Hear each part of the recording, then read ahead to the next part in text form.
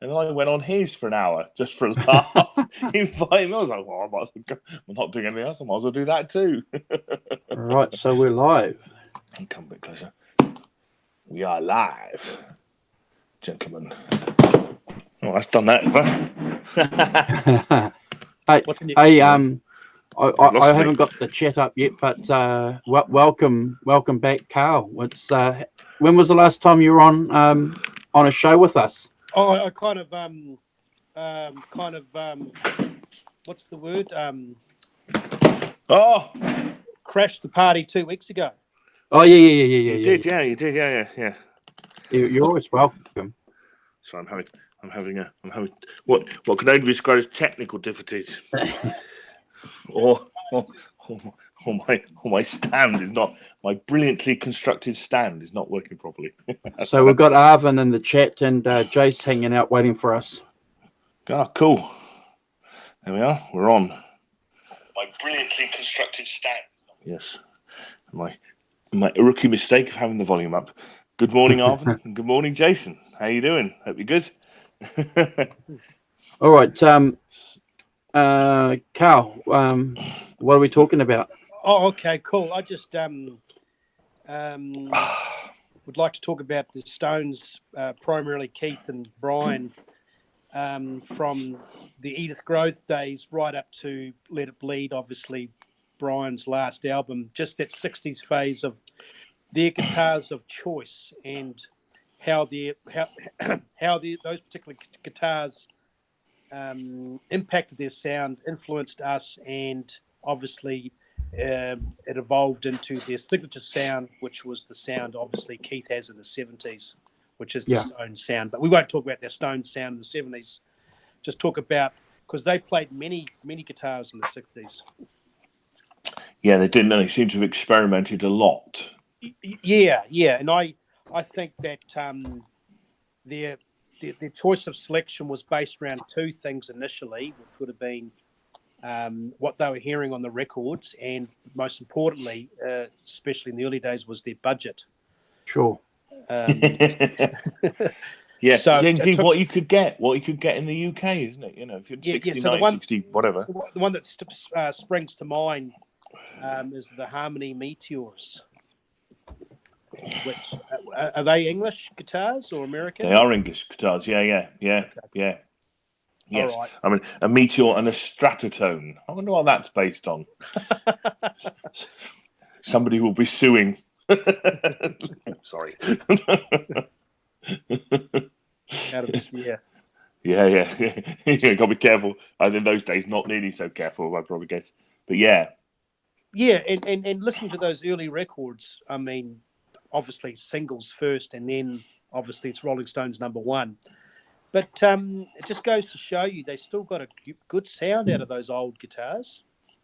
Yeah, I think apparently they were reasonable guitars. We're not sort of rubbish, but yeah, and also trying to obviously go for that kind of authentic blues sound as well. Right, and that's another important thing about the Stones sound that I liked is obviously and Eric Clapton, all those guys.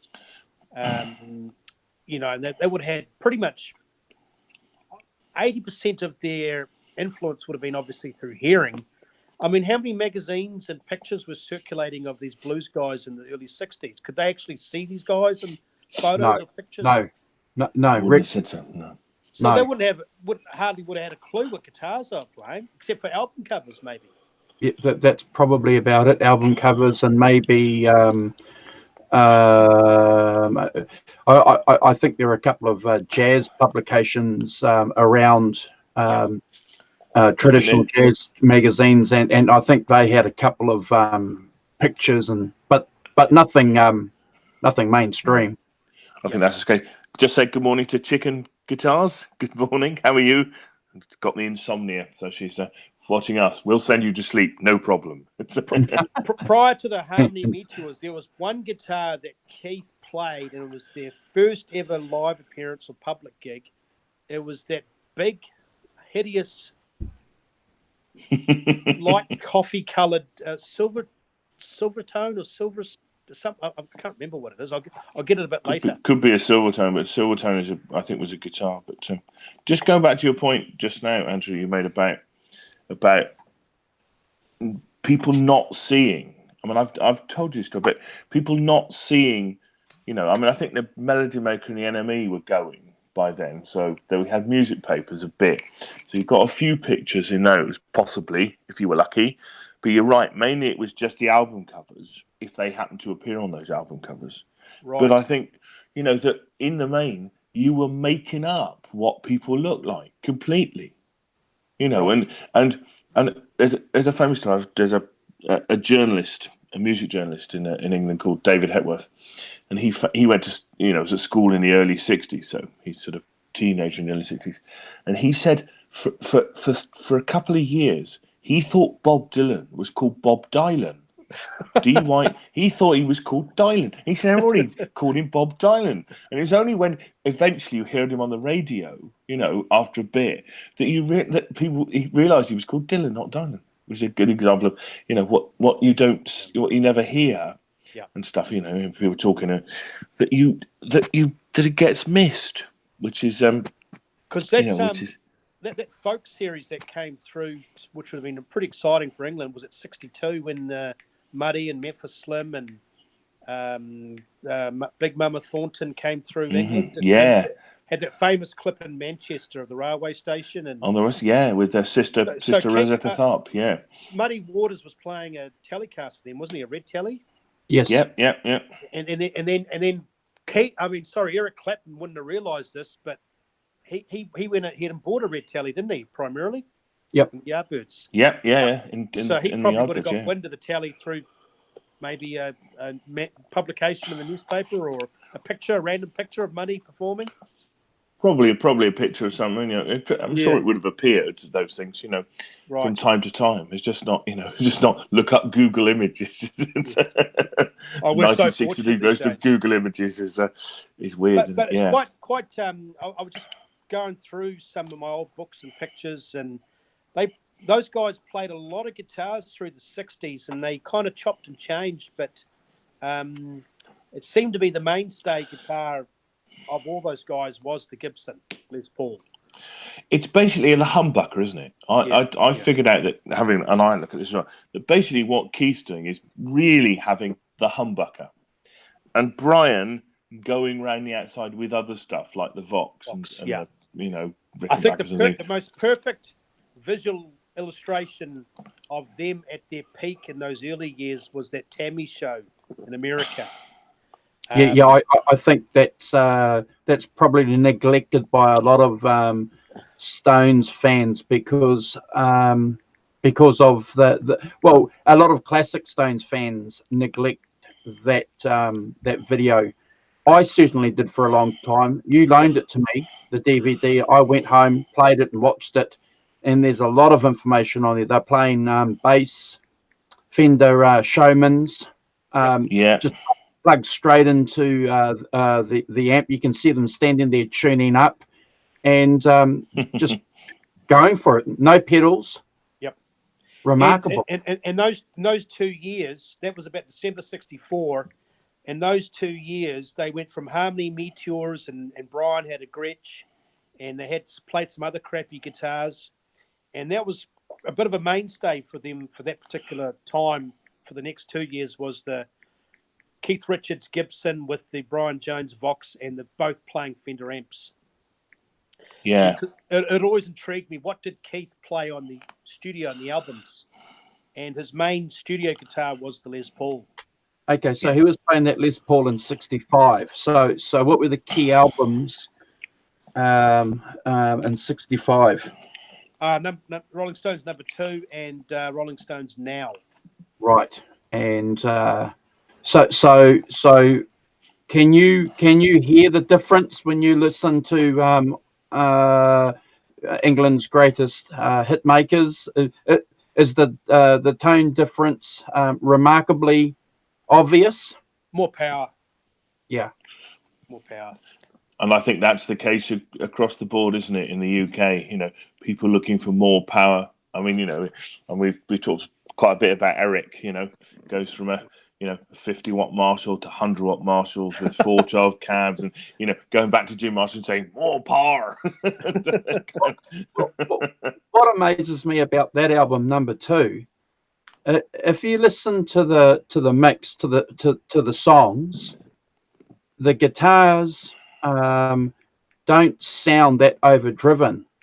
But if you go onto YouTube and get some of those isolated tracks that a lot of guys are doing now, which is good for archaeologists like us, it's remarkable how overdriven those guitars are when they're isolated. Well, and then remarkable how little of that the recording actually picks up. Yeah, so how does that happen? How does that happen? Well, actually, another album that we've probably forgot to talk about was the Rolling Stones 12 by 5. So, a lot of it would have been the engineer, the producer, and the studio. And then they obviously played at RCA Studios in Hollywood. So yeah, I don't know how that happens, but I imagine they would have probably put those Showman amps in the studio. Hey, Carl, I'm just going to get Simon to do a shout out because we've got a few people here in the chat saying g'day. So can we we've got Phil Mosley. Morning, Phil. I was watching Phil the other. Phil seems to be an insomniac Brit. He was on a couple of days ago. I was watching him. Wednesday Store, Jack Daniels 10101. So good morning to them. Chicken Guitars, yeah. So yeah, we've got 8 people watching, which is pretty cool. Thanks for joining, guys. It's nice to see you. So getting back to that 12 by 5, Carl, why is that critical for you? Well, it's critical for all of us, the song selection, the songs they covered. Yeah.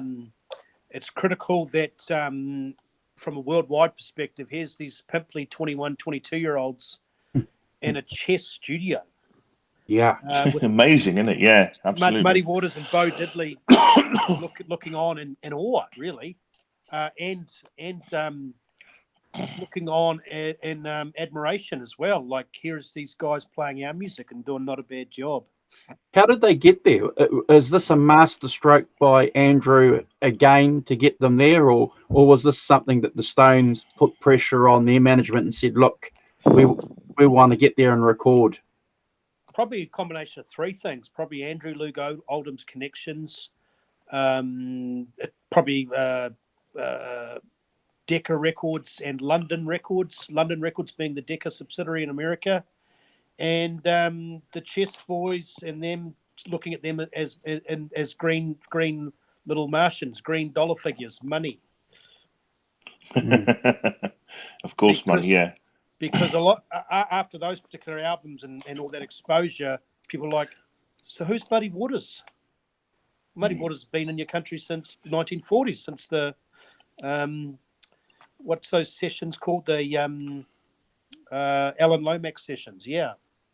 So how did Simon? How did the Rolling Stones go from the UK to America to record some key albums, and their rivals, the Beatles, stayed in London at Abbey Road and never recorded in North America?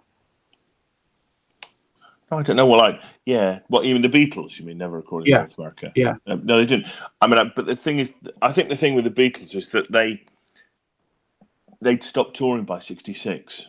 Actually, their last gig in, was it Candlestick Park? That was '66. I'm sure it was. Yeah. The kind of probably, I think you probably went there, toured, came back, and they recorded here because George Martin was based here, and George Martin was their producer. Therefore, I think they had a link here that possibly the Stones didn't in a kind of way. And also, I think that the Beatles weren't an authentic blues band like the Rolling Stones wanted to be. Therefore, you feel the Rolling Stones, you're turning up in Chicago on some crappy tour. Actually, that what happens is, you go, in your interest in those things, obviously Muddy Water's your hero, and you're going to go, hey guys, let's go to Chess Studios. Let's go and see, famously. So Who was is it famously, was naive? it Muddy Waters painting the walls or something? Was it? Is it naive of me to think? I would have thought that the recording technology and the gear would have been better in the United States at that time. Definitely was. Yeah, I Definitely guess was. I don't know. Yeah. Looking back now, and I'm not. Did they much have of the Beatles. Carl? Did they have 4-track and things like that earlier than we did? I think is that where it was all developed? Yeah, they could. I think Chess you could overdub, and Keith said it was just amazing because Wow. they could plug into the wall behind Wow. the wall with the and they just had beautiful, like you see all those what are those in offices are called cubicle walls. Mm-hmm. Yeah. But in studios, they sound dampeners and stuff. Yeah, they block them off, don't they? Yeah, with the baffles. Yeah. Baffles. Yeah. I think the Beatles were very much a British band. I think George Martin was probably quite conservative, and George Martin, previous generation, as brilliant as he was, some of the stuff didn't age very well. Because I've got an uncle that's a Beatles nut, and we collected all the original records, and there's some really flat recordings of the Beatles. Rubber Soul's a masterpiece. What's the one with the black and white cover? With the Beatles. Revolver. They call it the Motown album. Yeah. Revolver, isn't it? Revolver? No, with the Beatles. Black and white. Yeah. So that's what they call the Motown album, and that whole recording was flat. Yes. And then they had Beatles for Sale. That's the Rockabilly album? That's correct, and that's when they're using the top boost, the Vox top boost, and that was a good recording. Yes. And then A Hard Day's Night was a very average recording. Flat again. And then how interesting. Yeah, I grew up with that. I don't think it was flat at all. And then you had Rubber Soul, which is a masterpiece, and then Revolver, another masterpiece. So yeah. What happened? What happened there, Simon? Is I bought back about a $20,000 stereo from America. Yeah. Oh, okay, yeah. A $5,000 cartridge, and I got the original pressings, and I actually went and studied all the matrix numbers and got the first cuts off the Beatles albums. Yeah. So when you actually have that kind of when you have the original masters through a really amazing stereo, it's very transparent. You can good sounds good, and shite sounds like shite. There's no way of hiding it. Carl, Wednesday saw in the chat saying that the Beatles had the option to record on 4-track, but George Martin still chose to use the 2-track. Yeah. I don't know. Yeah. One thing I've read from the Beatles and the Stones, and there is one, that Beatles for Sale Rockabilly album was recorded in true stereo, and it was a fluke because some of the Beatles stereo recordings are terrible, but they all agree on one thing, that mono is the best. Sure. And they're talking about Jeff Emerick, which is obviously, he's a key player for the Beatles later on. Wasn't he the guy that invented, not reverb, someone in the chat will tell me, Wednesday Store will know, delay. Yeah, some tape delay. Oh, wow. Double tracking. Yeah. Mm-hmm. Yeah. So look, I agree with you, Carl. I think I think the Stones were miles ahead as far as production. Yeah, and I think going to America obviously would precipitate that, wouldn't it? If you're recording at Chess Studios and they're ahead of the game, you can get better. Yeah. No, I was fascinating listening to those Beatles albums because I was just expected to be blown away by every single song and cut, but there were flashes of brilliance and then some letdowns. And George Martin, I mean, the Stones were actually quite creative in the sense that they tried different things. The Beatles were pretty safe, weren't they? To start with, I think they were definitely, they're being young, they were definitely George Martin's band. Yeah. And I think as they evolved into, better musicians, but also more interested in, making artistic stuff, and rather than just pop singles. Famously, Bob Dylan, precipitated all that, Norwegian Wood and all of that stuff. And I think that those sorts of meetings with people who came to this country precipitated their artistic growth. And then they go back to George Martin and go, "Oi, I want to do that. Do this, make this work."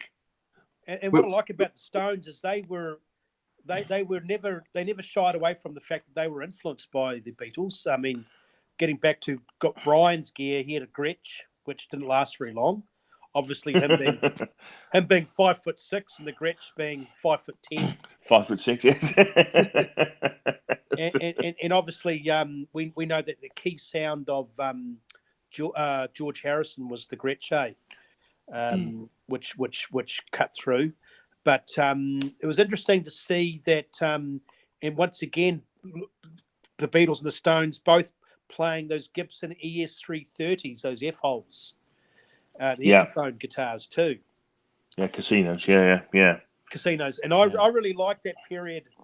Andrew talked about 64, 65, but mid-65, you got the English influencing the Americans, the Americans influencing the English with the Rickenbackers.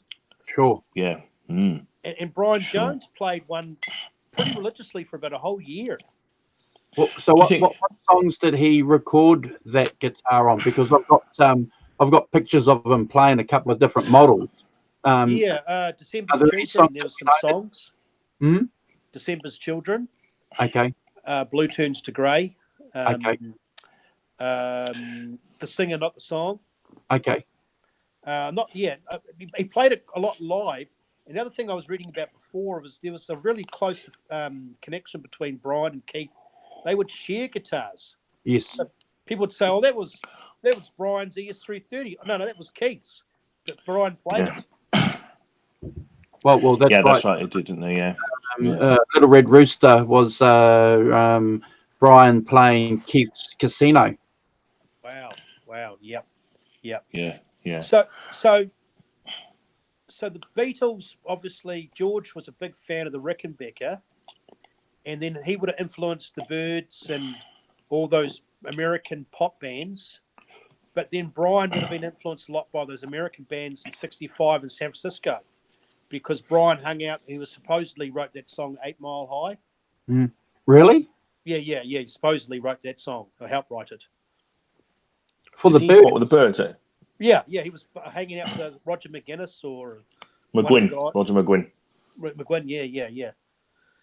So, just interesting to see, just going back and forth, the guitars and the influences, and obviously the English being big time influenced by the American blues guys, and then the American young kids influenced by the Beatles, and the Stones picked up on the Rickenbacker.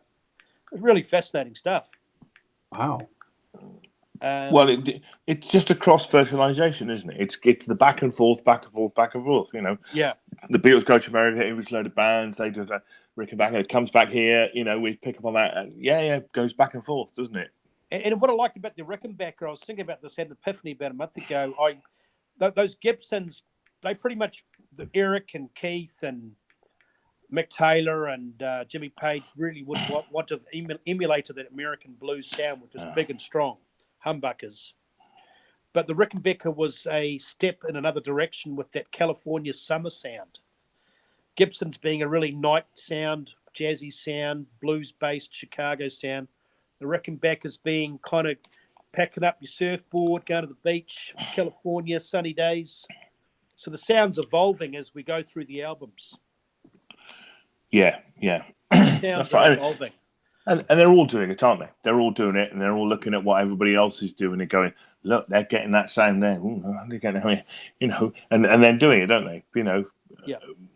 And there's a competitive edge to it. But Beatles and the Stones would have really opened their eyes touring America. First time they would have seen Fender amps. Oh, absolutely. Getting their hands on Telecasters, Rickenbackers. The surf guitar sound, the Jazzmaster, reverb, studio tricks, basically, their road print, their roadmap the roadmap is their musical audio file of their history, their scrapbook, which is, you know, the sound that they created. The sound that was evolving was a scrapbook of what they were seeing and absorbing. You know, so no, completely, yeah. And that, you know, that cross fertilization, you know, as you go to America and then you hear, you know, the American view of the world in pop music terms, you know, and then you come, so you take some of that, don't you? You take the things that other people are doing, and you mix that into your sound. You come back and they, you know, make that your own. You release it, and somebody else goes, "Oh, listen to that," you know. Oh yeah, I think it's and I think it, you know, that lest we forget, I think the pop music world is much smaller than it is now. Is much, you know, you know, those guys all came across each other, didn't they? You know, regularly, you know, kind of thing, hung out with each other and kind of, you know, quite a lot. And I think that, you know, that those things make cross fertilization easier. And, you know, the world is a smaller and place. if you look at the Stones set list, there's always 2 or 3 Chuck Berry songs that's fun. And there's always 2 or 3 blues songs. Obviously, the balance is probably their own compositions, but Bob Dylan was a huge influence on not only the songwriting, not only a mixed vocal style, but the acoustic guitar coming into play, and those Rickenbackers.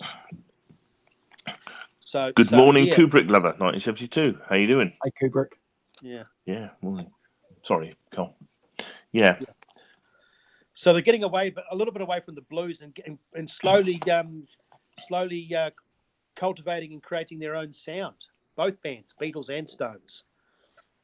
And there's slight subtleties and gear changes, which is quite interesting too. Yeah, different people, different sounds, you know. Yeah. So, I've just learned, looking back, that obviously Fenders weren't really much into play with the band much. Obviously, Brian had the Vox single core pickup to cut through Keith's strong Did he have a 12-string as well? Yeah. Did he use a 12-string as well? The teardrop, yeah. And so I guess that predates the Rickenbacker. So obviously the Rickenbacker was possibly a better guitar than the Vox. I think so, yeah, because Brian had a 6 and a 12-string Rickenbacker. Yeah, because he had a deal with Vox, didn't he? You know, he had like a promo deal. Bill Typical Wyman, Brian, Bill yes. Wyman had a Vox amp bass too. Mm-hmm. But what was really important on that 65 tour is they were in Chicago a little bit after the Chess Studios, and they went to, because I've been to Chicago myself, and Detroit, Michigan's next door. That's the state next door. And they went to, is it Kalamazoo, the Gibson factory? Kalamazoo, yeah. Yeah. And lo and behold, they got an endorsement deal with Gibson, the Stones.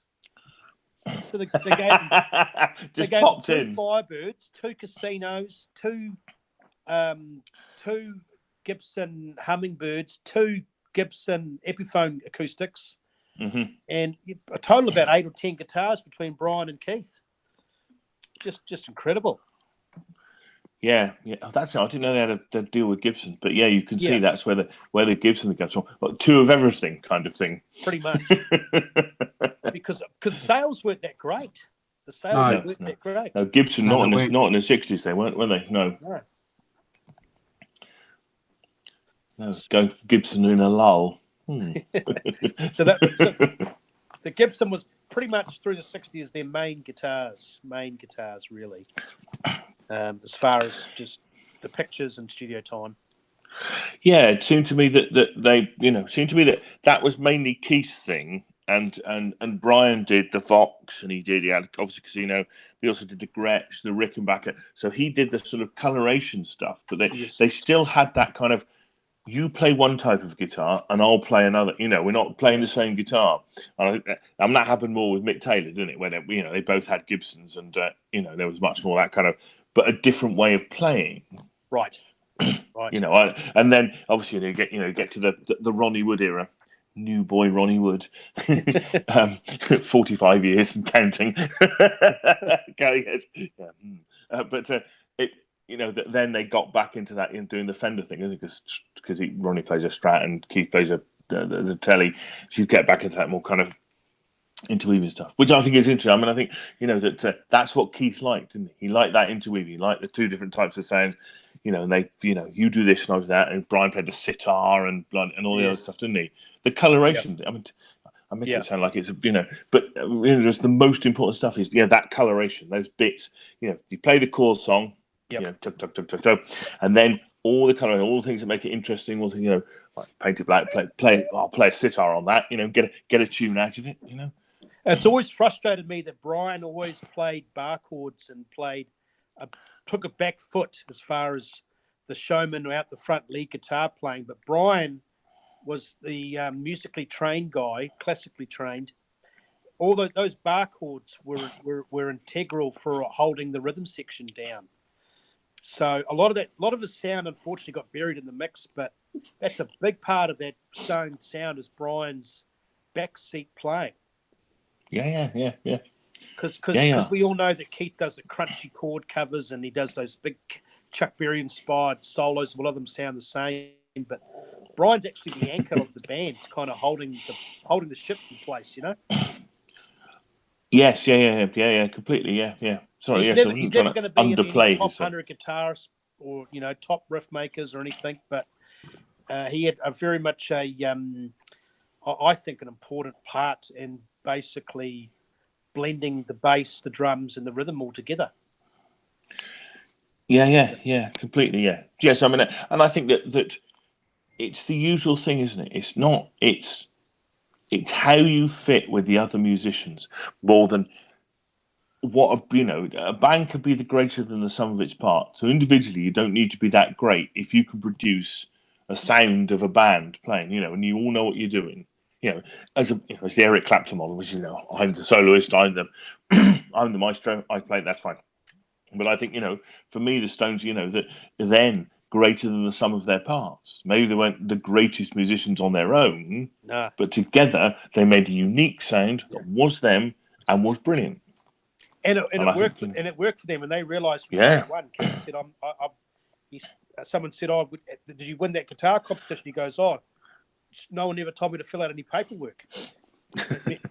meaning he felt like he wasn't deserving of it, and he's never going to be an amazing guitar soloist. But I didn't realise this, that I think in '69, was it when Ronnie Wood is Jeff Beck got the call to play, and Jeff Beck turned them down, the Stones down. Yeah, that's right. Yeah. Because Jeff Beck, there's a really amazing interview of Jeff Beck just recently, actually, and he said he loved them, but everything was based around 3 chords. It wasn't a challenge to him. I think Jeff would have lasted about 20 minutes and he'd be like, "Oh, I'm off, God." I think Ian Stewart Jeff called Beck them style, really. Ian Stewart called them "My Little 3-Chord Wonders." Yeah, that's right. Yeah. That's what he yeah. used to say to them, didn't he? Right, my little 3-chord wonders, get on stage, and then it'll go, wouldn't they? Yeah. But getting back to what you were saying, Andrew was saying, it's what worked for them. Simple was best. Yeah. But that thing, you cannot make that interplay between Charlie Watts and Keith Richards. Eric Clapton, you could put Eric Clapton in the band, anybody you like, they wouldn't have the same thing as Keith and Charlie Watts have. That thing that I've heard it described a few times. Certainly later on, they'd play and they'd be like mucking about, and then all of a sudden, Keith would look at Charlie. And they'd start, and it's like a camera, like coming into focus, and all of a sudden there'd be this kind of magic there, with Keith and Charlie, when they play, it's like, God, there it is, quick, press the buttons, record now, the magic is happening, and it kind of, it's like, sort of that, you put Eric Clapton, nope, it wouldn't be the same thing at all. Yeah. And that magic that is particularly, I've read, happens between those two guys, and I'm sure Brian's in that mix as well. It's not about them being great musicians. It's about having something that nobody else has and being able to, musical communication between the two of you and a musical lock-in between the two of you. When you play, I play a little bit behind you, a little bit, whatever it is, and that makes it a unique thing. Well, and all of a sudden, case in point was when Bill Wyman left. Daryl is a great bass player, very funky. Would have been quite neat for some, but different flavour, different spice in the band, but the Stones sound radically changed. They've become a touring band, really, haven't they? They've become a, they've become a band that, yeah, fair play. You know, I'm not dissing them for it at all. But yeah, they've become. I mean, it's interesting that whole thing about bands that started with a group of mates have become a business. Yeah, I personally think the Stones' signature sound, and I know we're not talking about the 70s, but we're talking about the 60s. But the 70s, from 1970 to 74, was Keith's open string telly, and the lead guitar, Mick Taylor, playing a Gibson humbucker. Yeah, that's the Stones' signature sound as far as the riffs and the sound. Although interestingly, he had a Gibson pickup in McAlba, didn't he? It's got a humbucker pickup in it. Was the humbucker the sound, the pickup that was delivering the riffs? Yeah, I think so. No one knows. But look at the pictures and read a bit about McAlba and the fact that he put a Gibson pickup in it. I think he by some accounts he also rewired it as well because apparently put it back to front like Peter. Peter Green, by accident. Yeah. But I think also I think the real key for that Telecaster was the back pickup, which came out of a slide guitar, a pedal guitar. Oh wow! No, pedal steel. Yeah. But I'm just fascinated with the 60s because they're just still young guys trying to get their sound and playing all these different guitars, and it was interesting when Keith went to the Black Gibson Custom. That was his mainstay guitar in the studios as well. We saw it that Jean-Luc Godard, Sympathy for the Devil. Yep. He's playing that Black Gibson Les Paul in the studio. So Gibson Les Pauls must be a great studio guitar. I think what we need to sort of hang out and see is obviously that new movie or new documentary that's going to come out soon. I think it's been released, Simon, already in the UK. The Bill Wyman one. The Quiet One. I think for archaeologists like us, I think that's going to give us some clues to a lot of, a lot of these questions that we're asking. And obviously, clearly, we need to get into Bill Wyman's vault, and because he's got a lot of recordings and a lot of video footage, hasn't he? Recordings and film. He would keep a daily journal. Archive. He had cameras, he had pictures, he had notes, he was incredible. I've got a book. I think I showed you that book, didn't I, Andrew? Bill Wyman's book of all the clippings and cutouts. Yeah. You could literally bench press this book. That's how heavy it is, and put on muscle. It's such a big, doubles as a gymnasium. Oh, he was very much a what's the word? A chronologist. He chronicled the archivist. That's it. Yeah, archivist. Yeah.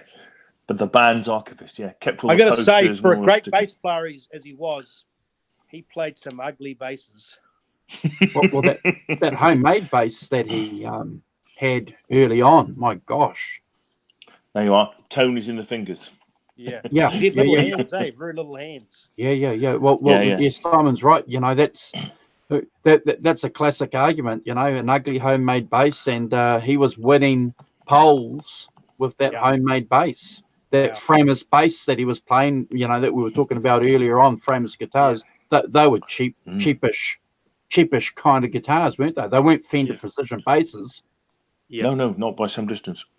Just go back to the other interesting thing that occurs to me is that Keith, to me, he's always kind of been a humbucker guy. Sure. He's always been, there's not, even the Telecasters have a kind of, he's, looks to me like quite early discovered that kind of, I wanted that thicker humbucker sound, rather than the his hero is Chuck Berry, isn't it? Yeah, which is the 325, and obviously to a lesser extent, Gibson anyway. Some of those blues guys, your Muddy Waters and but he was just a. Well, Muddy Waters played the telly, didn't he? So it was kind of But interesting. Doesn't seem to have gone anywhere near. I mean, I know he's got some Strats and stuff, but that early thing is nothing to do with the single coils at all, is it? It's about getting a more, as you said earlier, Carl, a more driven sound, a thicker sound, a kind of, trying to fill it up. Well, a casino is an interesting guitar, Simon, because that's a single coil P90s, but because it's a hollowed body guitar, you get a lot of mid range through that guitar. It doesn't sound like a single coil. No. That you would assume a single coil would sound like. So, he definitely was pumping for that that thick sound.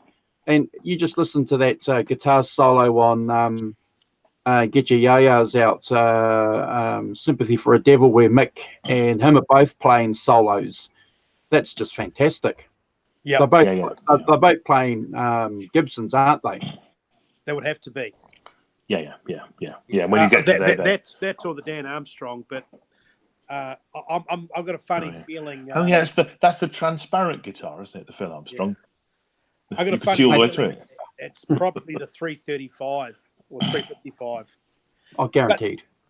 There's a funny phase, and I don't actually like the song, but it's a famous video clip on Ed Sullivan where it came out in colour, Technicolor, 19th Nervous Breakdown. And Keith Richards is playing a Guild aristocrat or a Guild freshman. Wow. Which is like almost like a little Gibson. Yeah, aristocrat. An aristocrat. Yeah, with P90s, yeah. Yeah, that didn't last long, but it was just incredible to see him play that guitar. Yeah. Are they plugged in or are they miming? It's live. It's live. Yep. 19th Nervous Breakdown. Yeah.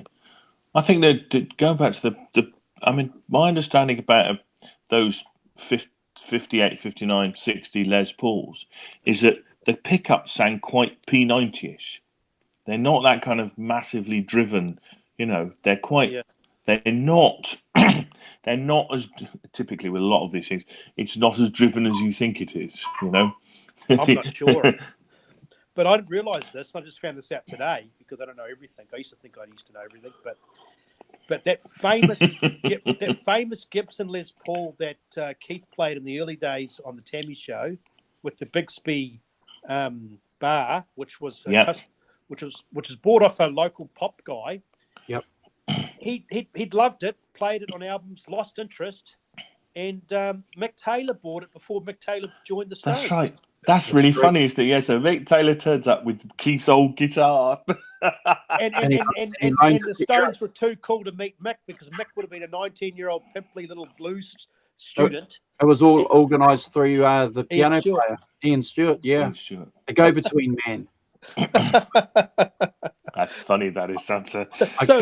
As big as London is, that blues world and that rock world have been quite small as far as who was good.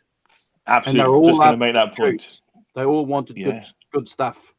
And there's a famous shot of Jimmy Page, who was doing all the session work, using Keith's Gibson, 59 Les Paul.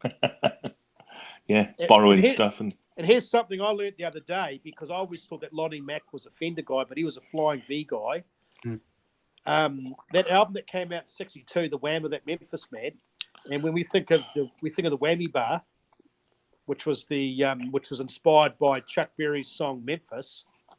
The whammy bar was taken from the Lonnie Mack song Wham. So you had people say, "Oh man, he used that whammy bar really well." That was taken from Lonnie Mack. Wow! What? And he had a song called Wham. Song Wham. Oh, yeah. How interesting. Not George Michael in England. Sorry, you got the wrong. No exclamation mark. I didn't do the exclamation. Wham! Wham! Subtle inflection. Apparently. So that's the amazing thing. I'm learning stuff all the time. Keith has the 59 Les Paul. Loves it. Lost interest. Had the little Bixby thing. Mick Taylor bought it. Lonnie Mack had the Flying V. Which Keith Goodnight Chicken and Guitars played just that one time at Hyde Park. They played. I love the idea that Wham somehow Wham the group is somehow involved in a watershed moment in guitar, producing a whammy bar. But on a slightly different, can I tell you a story like that? When I was first in a band, we didn't have a drummer. So we used a sort of drum machine to sort of practice. And then we got to the point where we needed a drummer. So we put an advert in the local paper, the local, free paper, where you we put, you produce it what you think is a cheeky advert, So we put drummer wanted to replace prima donna drum machine. Right, and so when this advert comes out in the paper, yes, sure enough, drummer wanted to replace but the prima donna was PRE space MADONNA, as if Madonna was some watershed moment in drum machine technology. Oh, no. Prima donna, right. Madonna. Because the proper spelling is. Everyone's heard of that, haven't they? Prima donna, post Madonna. Sure. It's like, Yeah. Because the proper spelling, that's PRIMA, is that right? Yes, that's right. Yeah, PRIMA DONNA. 2 words. Not PREMAD. Wednesday Stall's got a good comment here, Carl. He said, I read that Keith had a scratch, but his girlfriend gave it to Hendrix, so he never got it back, thank God. Yeah, that's Think on of that the damage. film Yeah, and that came out a couple of years ago. A lot of those, a lot of their guitars through the '60s all got stolen too. Seemed to be a lot of that going on, doesn't it? It's probably just carelessness that you leave things lying around. You don't really have a road crew. Stuff's about, people everywhere. There's no security. There's not much, division between the orders and things. I'm sure some light finger fellow comes along and says, I think I'll just go out with that, put it under my coat, I'll see you later, guys. Because when Keith bought that Gibson Les Paul, which was a big investment and a big part of their sound, would have been a big chunk of money in those days.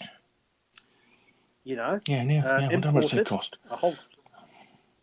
Yeah. Would have been 4,000 in those days. What, in 60, 64, 65? Yeah. I've got a question for you, Simon. You might be able to answer this. Go on. So obviously Lonnie Mack played the Flying V. Jimi Hendrix played the Flying V. Keith flirted with the Flying V in '69 at the Hyde Park tour. Who was Ray Davies' guitar brother? Dave Davies. Mm-hmm. Yeah. Could you explain to me, being an Englishman, why Dave put his hand through the V part on the Flying V? I can explain it. That is the what I would call the Bob Dylan effect. Isn't that the proper supposed to play it? Apparently you're supposed to wear them. Yeah, and do that through the. Apparently, that's how they wanted that guitar to be played. Far out, looks good, man. Yeah, that's no bullshit. Because the old jazzers, will wear the guitars quite high up. Yeah. So the idea was you put your hand through the V and play between a V. Because George Harrison was a bit guilty of that, and so was the guy from Jerry and the Pacemakers. They oh my gosh, yeah. And then you had the bass player from Level 42. So there's a big English tradition of these guys. None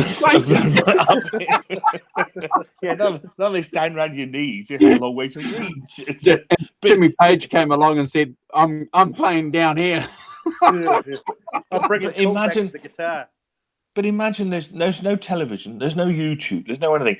As I said earlier, that thing about you didn't know what people look like, and therefore how you might see a picture on a brochure of which Gibson produced of how to play a Flying V, and if they have it up here and that's what you do, don't you? You go, oh, that must be how it works.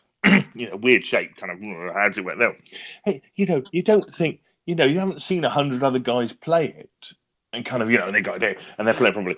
And I'm sure that's the case. It's just a case of that brilliant thing of the world is so small, the communication is so difficult, so you don't realise it. That's why to Bill Wyman playing his bass like this so that he could block the spotlights out and mouth his room number to the girls in the front. The girls. Is there any truth to that, or is that just an urban myth? I think that sounds like an urban myth, doesn't it? I mean, if you think how wide a guitar neck is, it's like that requires, if you'll pardon the pun, requires precision bass positioning to get it so the light doesn't shine. That light doesn't shine. I know, yeah. And I forget how big an influence Keith Richards was, especially when he got that Les Paul, because here he is warming up backstage doing windmills.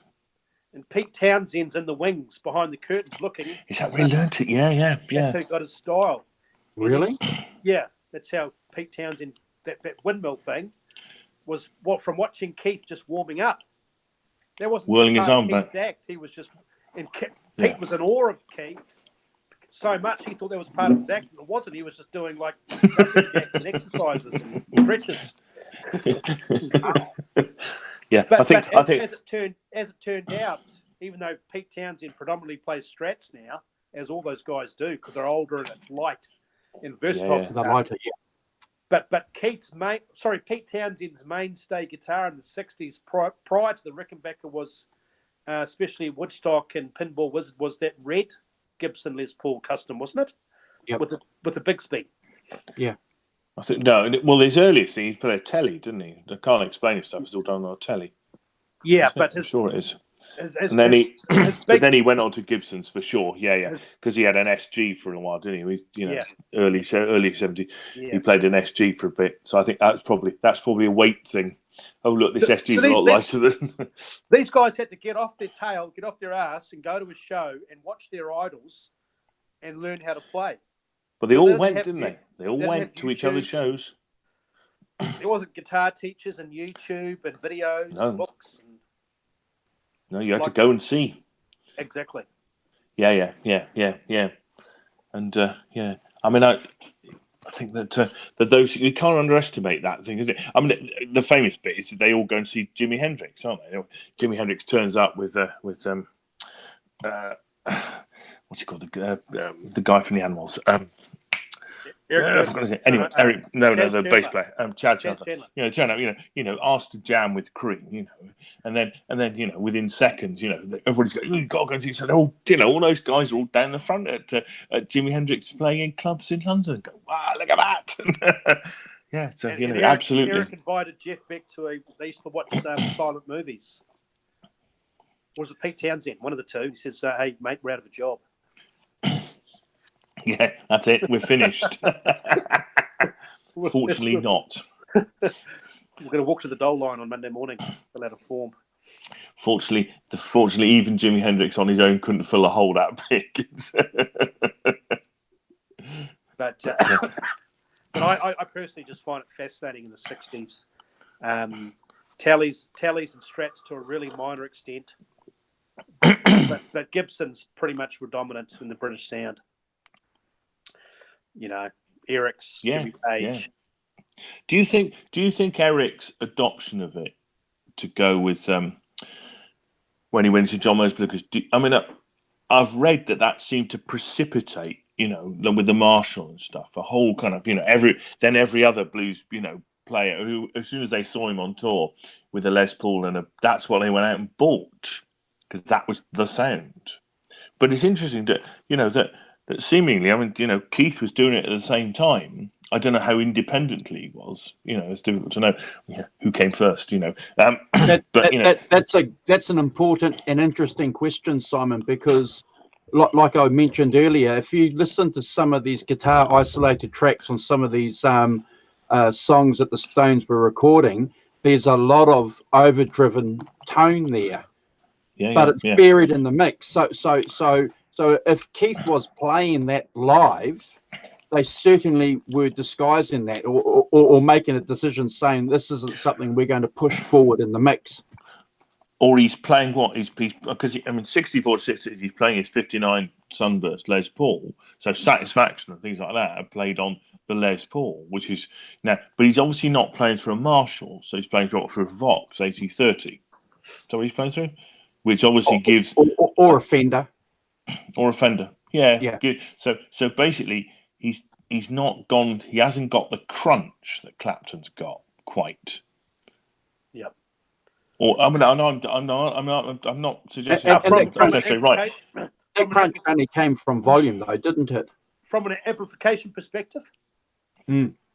Well, fuzz, didn't they use a fuzz? Didn't they use an embryonic fuzz on Satisfaction? Didn't they use an embryonic? Yeah, Sure yeah, they did. To get. He was yeah. trying to, Quite interestingly, trying to emulate a saxophone or a horn line because they were in love with the R&B bands. Yeah, that's right. Yeah. And there was pretty much next to no effects apart from the effects built into the amp. So that little fuzz box, which Jimi Hendrix adopted on Foxy Lady, Keith Richards once again ahead of his time, very influential.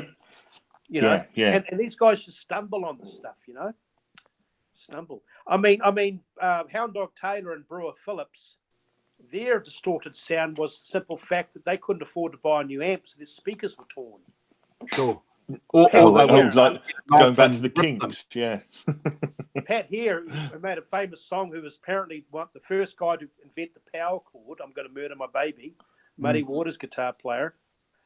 His overdriven sound was simply based on the fact that all he could afford was a 15-watt amp. Turned up to 10. Perfect. Well, interesting, and as we've learned, Jimmy Page did all his early stuff on a Supro, little Supro amp, not a Marshall stack stuck in the corner.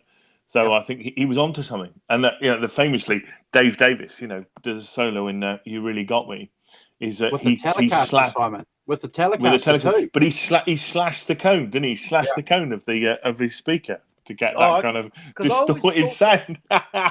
Jimmy Page was rumoured to done some session work on the Kink stuff.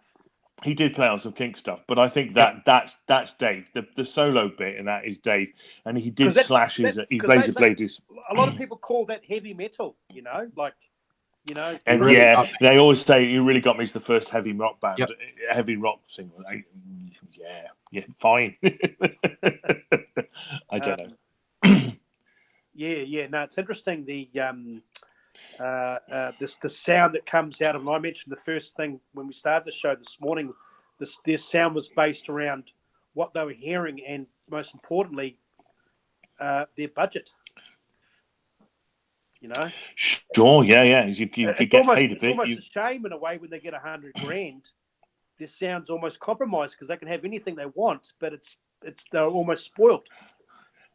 You do your best work when the constraints are there. Yeah. And I'm a great believer, and I think that's true. That actually it's you can do your most creative work. The people in the South, like obviously your heritage, haggis, chitlins, baked beans, just try to stretch that sack of potatoes and that can of beans. Mm-hmm. Yeah, completely. You're recording on a 4-track. So what do you do when you want 5 things on it? You have to find a way of bouncing them down, kind of, mucking about with it, not lose too much, not do too much quality. And I can see that, that breeds it. Sgt. Pepper's done on an 8-track, for God's sake. Wow. It's not a 32-track. It's not overdub. Take a track, maybe put more than one thing on the track. You're bouncing the tracks down so you can get an extra track in. Whilst not losing the quality. Amazing. And I think Stevie Ray Vaughan, getting way off subject, his first album was borrowed studio time in a studio with borrowed equipment. Yep. And everything was 1 or 2 takes. They didn't have the luxury of 10 takes. It was their set. And like all good, rock and roll blues bands, they played their set. Yeah. Yeah, completely. Yeah. So, no, it's just fascinating the gear that these guys used in the 60s. I mean, look at this gear today. I think David Gilmour's guitar went for X amount of dollars. Yeah. Just legendary guitars. Yeah, but if you think of David Gilmour's Black Strat, wasn't a sort of particularly, it was put together, it was bits put together, it was a parts caster, not a 58 Strat, original and whatever. It was like taken apart, put a different, all sorts of stuff has gone into the history of that guitar, but didn't half play on some good tracks. Sure. Or as Dave Gilmour says, it gave him, some of the most iconic things in rock music, but and that the sound as well, that he got, pure him. But I think it's interesting that going back to our some point, that the humbucker and Keith particularly playing those things early on, really kind of, has an influence that I think, playing those Gibsons in, 64, 65, and those songs must have had an influence when people going to see them. I think so. Look, he's getting that sound on that guitar, The humbucker in the rhythmic sense and his limited capacity as a guitar soloist, but those Chuck Berry solos have been pretty amazing. Heart of Stone, once again, that's a Gibson Les Paul song. And then I'm just going to cut in, Carl, and say, listen to that guitar solo on Sympathy for a Devil, and but that's just a wonderful guitar solo by an accomplished guitar player. I both. Well, certainly Keith, because Keith does the first solo. So it's remarkable. It's a masterpiece. Whether or not that solo was recorded live or in the studio, the fact is Keith is playing it, and I think he doesn't get enough credit for some of the solos he's played. He's a little bit like the guitar player for Tom Petty, Mike Campbell. Doesn't play flashy, just plays what you need to play for the song. Well, speaking of Tom Petty and Mike Campbell, the guitar player Van Zandt from Bruce Springsteen and Miami Steve Van Zandt.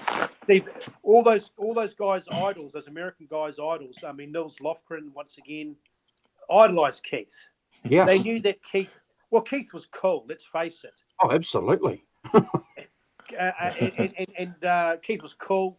Riffs, obviously. Gibson, you mentioned the humbucker sound, just strong rock, good rock. I mean, we'll forgive you for, is it Dave Davies or Ray Davies? The flying V? Dave Davis. Yeah. We'll forgive the flying V incident. Makes up for faux pas. But overall, the English overall were very cool. Oh yeah. Very cool. Oh yeah. You have something about it, but it's yes. Because come '66, remember when Bob Dylan came about with the songwriting prowess, and we talked about the Stones getting a bit more confident with their sound and changing guitars and writing their own songs. As we know, Jagger and Richards were a songwriting force to be reckoned with. Lennon, McCartney, the British sound was huge, but during the Pacemakers, a lot of those bands, basically Dave Clark, Five. We talk about the unemployment line; they were pretty much lining up for it. They were out of a job. Yeah. Hey, so just talking about Dylan, who did Dylan say you haven't? You sing songs, but you haven't written a song. Was that to the Beatles or to the Stones? No, he said to Keith Richards, I could have written Satisfaction, but you couldn't have written Like a Rolling Stone. Mr. Tambourine Man. Mr. Tambourine, was it? Famously. but I think there is another quote about something about him saying it to the Beatles or Stones. Another quote. He had a big ego, huge ego. Bob. That album, Aftermath, looking back, I like half of it. Half of it's average. Between the Buttons, actually quite an unusual, quirky album, but I don't mind it. Mm-hmm. That's got big Bob Dylan influences on there. Yeah. Oh, I think so. Aftermath became their breakthrough album, though, didn't it? That was their pop album. Well, their first album with solely Jagger Richard compositions. Yeah. And let's not forget, Brian putting the guitar to the side and adding all those. You mentioned the word color and coloration. Yeah. What's your word, Simon? Colorization. Coloration. Yeah. All the bits that make them what they are. Those little bits are, completely, that you kind of don't think about, but they're really important to the making the sound of a particular song. When you go to Spotify, if you do a generic search like Rolling Stones or Beatles, Simon Williams or whatever, and it'll come up with number one, come up with the songs that have been played the most. Yeah. What do you think is the most played Stone song? Satisfaction has to be. Wrong.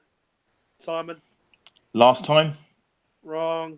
Paint It Honky Black. Tonk Woman. Paint It Black. You're joking. There you are. Paint It Black. Damn. Second one. Colorization, the sitar, Keith Gibson in the back. Wow. Beautiful drumming.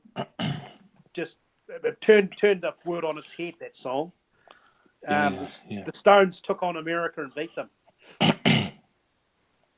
That, there was a famous series in the 80s, Tour of Duty.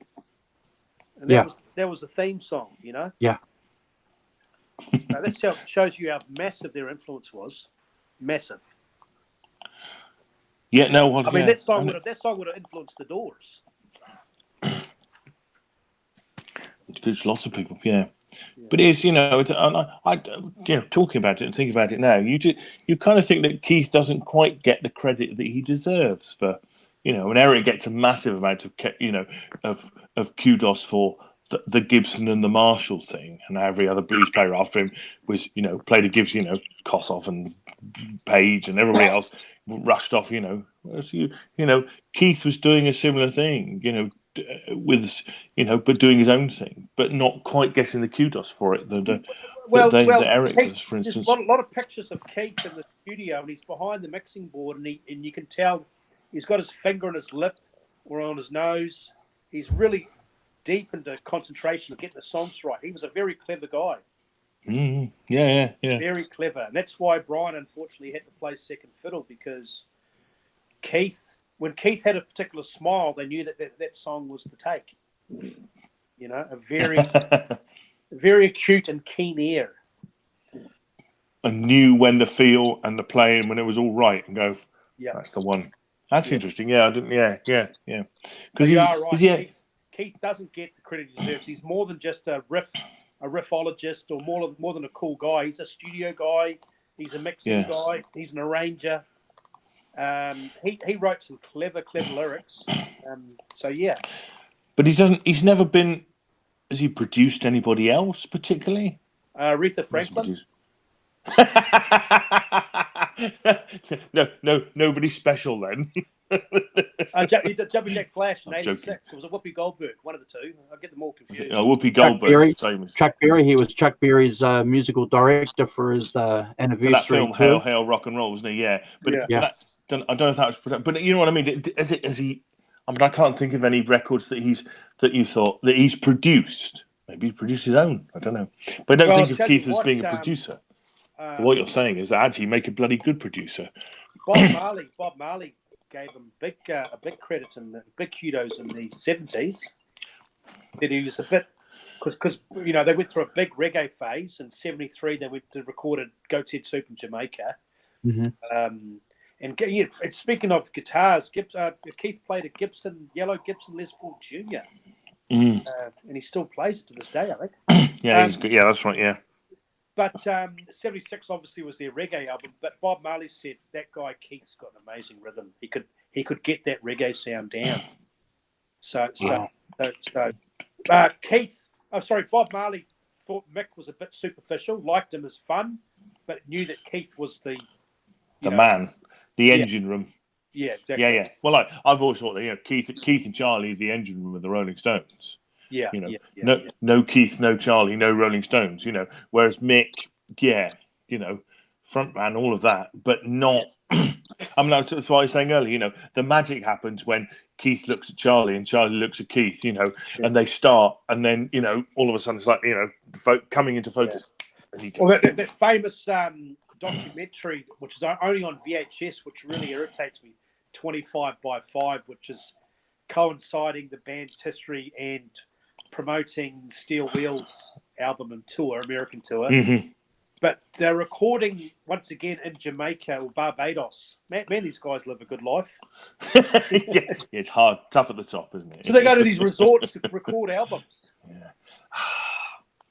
But Keith said basically they'd been, they had big dirty work fallout and a big solo fallout and punching, and the Glimmer twins were divorced, and then they rolled up to Barbados, and he was walking, skinny white English legs, walking up some steps, and he here Charlie watched warming up, and he says, "Shit, I missed that." You know. Yeah. That's his drummer. You know, that's just because that's Charlie. the thing. By the way, careful with that. That's my drummer. You know that famous story where Charlie Watts, comes down, gets dressed, comes down the lift. You're my singer. I'm not your drummer. And it was and he landed up in a plate of food or something, did he? Or Possibly, I don't know. I can't remember. But I just love that. Having heard this, he gets dressed, full regalia, down in the lift. Have that. Goes back upstairs. Marvelous. Where's my drummer? That's great. I love that story. You're my singer. Don't you forget it. Okay, Charlie. That might have been when he was going through detoxing from heroin in '85. Yeah. Detoxing from Jagger. Yes. Yeah. Was he laid out, or was it just like a slap punch? Laid out. No, I think it was a proper good right hand. Wow. Yes, absolutely. Yes. Yeah. But Mr. it's just Jagger. amazing, the Stones we have today, which Keith flirts on stage with his Gibson Black ES355, but obviously are pretty much a Strat Tele band now. But all the different guitars they played in the '60s, the Gretsch and the cheap guitars and the Firebirds and the 335s, the 330s, that black ES, so that Black Les Paul Custom. Black Beauty, yeah. He used, I think he pretty much brought that through into the '70s as well, didn't he? Sure. Wow. I think so, yeah. He must have had a really soft spot for that. And he did what everybody else did, add a bit of psychedelic colour. Him and Anita must have been on acid. And that's right, yeah. That's right. On the back, didn't he? Yeah. I mean, for me, the Stones, that actually what they do, I mean, certainly Ron, is he will play what the song requires, because he'll play a Les Paul on some things. I was watching them play Glastonbury the other day, just having watched us, because they had Mick Taylor on, didn't they, as a guest, and obviously, and you notice, this is when the Stones played Glastonbury? 3 years ago? Oh yeah, no, 3 years ago, 2 or 3 years ago, 5 years ago, 20 minutes ago. 5 years, yes. in Stones terms, that's 5 minutes is 20 years ago. Yeah. Mm-hmm. In my terms as well, 5 minutes is 15 years ago. This is quite scary. But even though I noticed that, that Ron will, he'll play a Strat, but then he'll play a Gibson Les Paul, depending on what the song is, Whereas Keith seemed to pretty much stick to his tellies. Sure. That seemed to be the way that it works. Is, the core is Keith and his tellies these days. Yeah. Oh, you He play had some other three stuff, main but tellies. He had the Butterscotch, the Black the Corba. one, and he had that Sunburst one as well. Yeah, Sonny McCabe, and during the '70s, he was using those Telecaster Customs with the two humbuckers. Oh wow! Getting back to that Gibson With the Les Paul humbuckers. Custom, what did that middle pickup do? Gave it more crunch. Wow, shivers. It's just more options, isn't it? I don't know how it could be interesting to work out what the because it's still only got a three-way switch, isn't it? Yeah. So as I understand it, so I presume they're the three different pickups for the three. So the middle position is just the middle pickup. Oh wow! Guess. No, the middle position. Or is it not? Or is it Midland? Is the middle pickup and the bridge pickup. Midland Bridge, is it together? Yeah. That I've, but I won't be quoted on that. That's what I've been told in a conversation recently. Wednesday Store Dave in the chat, he knows his Stones gear. He could probably tell us. Yeah. No, I just if I ever get some money again, I'd love to buy. I'd love to buy a. I was telling Andrew a story before. Real estate, no loyalty whatsoever. People will absorb all your information and double cross time you. Double crossing time you. Twice. Lucky you're a blues man, then you can absorb all that. But I'd love to. I'd love to buy. I've actually done some research. I was reading up about Johnny Winter and his love affair with Firebirds. They reckon part of the mystique about the Firebird, and I'd love to buy one. I just love them. They're probably, I don't know if they're good guitars or not, but I just think they're pretty cool looking.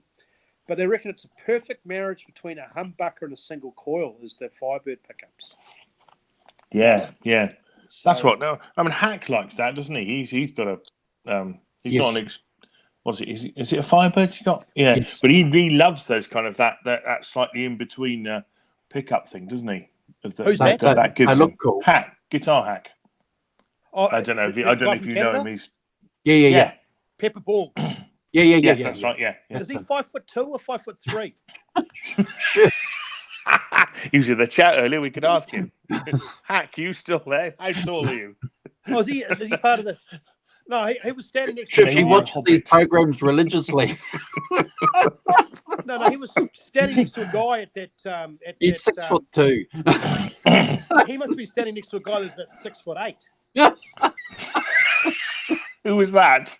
Oh no, he was at a guitar show. I was Facebook. I was tagged in. It was that was the CEO of Gibson Curley. It was a Gibson show. JC Curley. Yeah, JC Curley. Yeah, he was doing the heavy metal sign outside some Marshall amps like that. Yeah. He must have been standing next to a giant because he didn't look. How many Marshalls do you need? Yeah.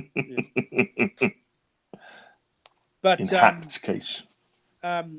Getting way off topic a little bit, but I'd love to investigate the Guild Starfires that Buddy Guy played. That a guy called Samuel Lawhorn of Muddy Waters played. I reckon that's just the sweetest sound. They reckon the key to that sound was once again a slightly a thinner sound to the humbucker, but bigger than the single coil, and just a sweet pickup. Yeah. It's called a Gibson Starfire. No, sorry, Guild Starfire. Yep. He was playing those before he got his endorsement back with Strats again. Oh, that's Buddy Guy. Yeah. Yeah, that's right. Yeah. He had an endorsement with Guild through the 70s. Yeah. I'd love to get a hold of one of them. So yeah. But yeah. Hey! Can I ask you guys a question?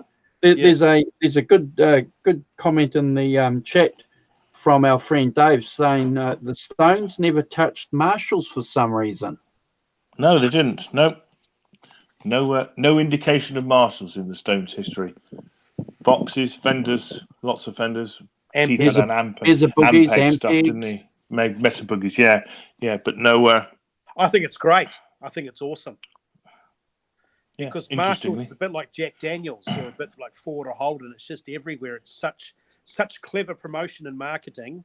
Such a cool looking amp, cool sign, Marshall. Why follow a trend? You know. I've never, to be fair, I've never given that any thought. Wow, I'm speechless. Why would they have sidestepped Marshalls? Because not the sound of a two in then I think the 60s.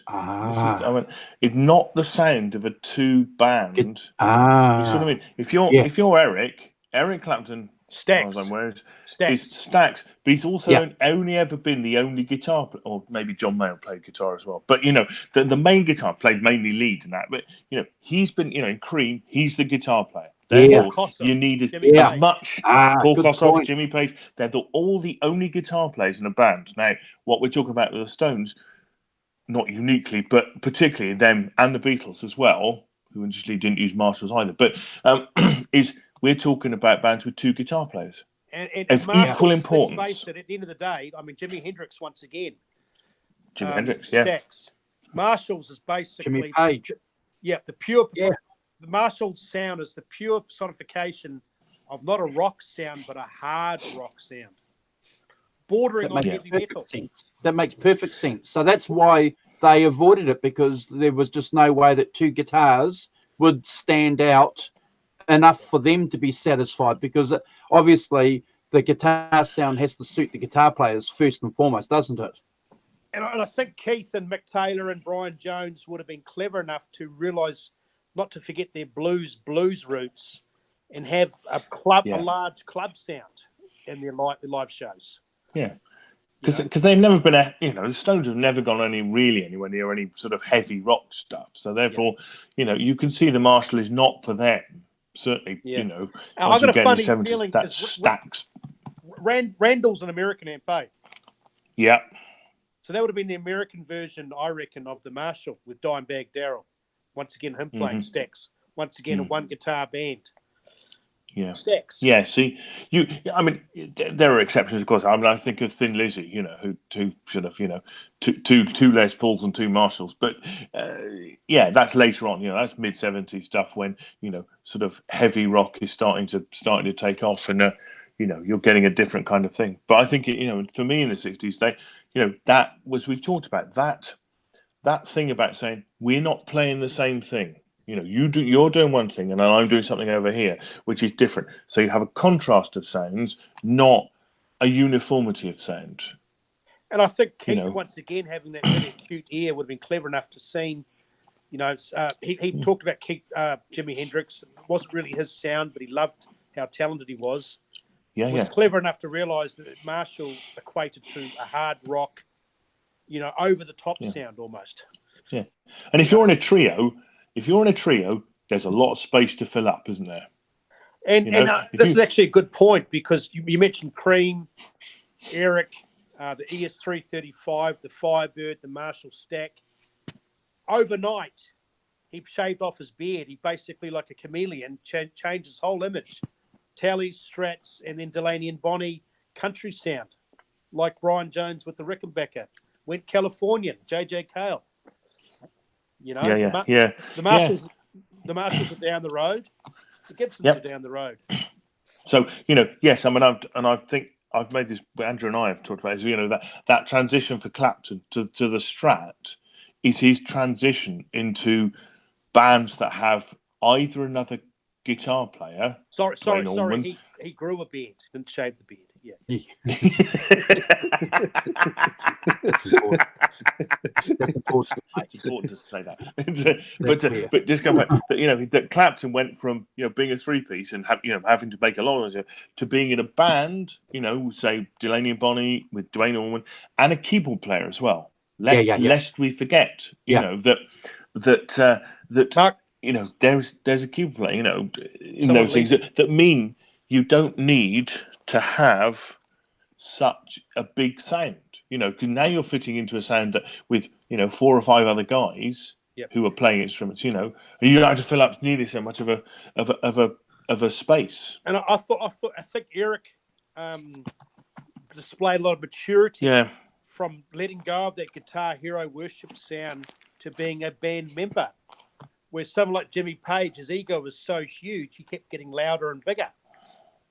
Eric couldn't wait to do it, Carl. He just wanted to be buried in a band after the emotional turmoil he had gone through in Cream. It had a huge effect on him. He just wanted to be, and unfortunately, when he was touring with Bonnie and Delaney, a lot of people in the audience wanted him to crank out Crossroads, and people were pissed off by that because he wasn't doing that. And as good as Blind Faith were, and as magical and as masterful as that album is that I've owned, which is amazing. Why that cover is there, I don't know, but Welcome to the 1960s. Yeah. But, I think that's what you have to say about that cover, don't you? It's the 1960s. It's kind of, an exploration.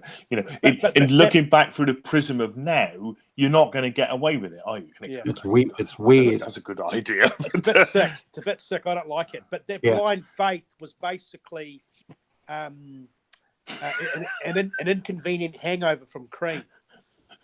Can I just say, Jack Daniels, 1010, didn't the beard come with the heroin?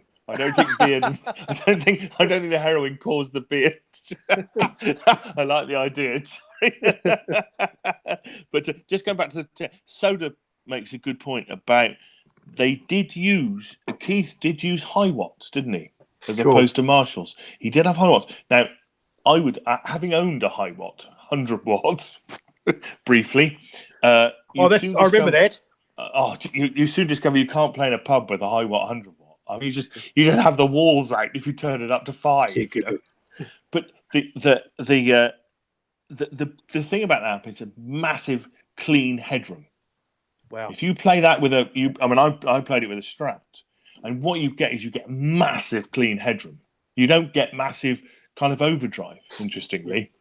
You know, and I think that maybe is a contrast between that and Marshalls, where you do get more drive. But yes, you turn up with a 412 cab and a high watt 100 watt. Put that in, you can see people about like. I remember about a year ago you were telling us about that, and I said something along the lines that, and I think you agreed that the audience was on the back wall listening. There was no one on the dance floor. Outside. There's nobody in the pub, all outside going. Well, the trouble is, yes, down the road in another pub. We can hear them perfectly. Yes, 4 miles away. I mean, what you discover is it's impractical because the drummer can't keep up.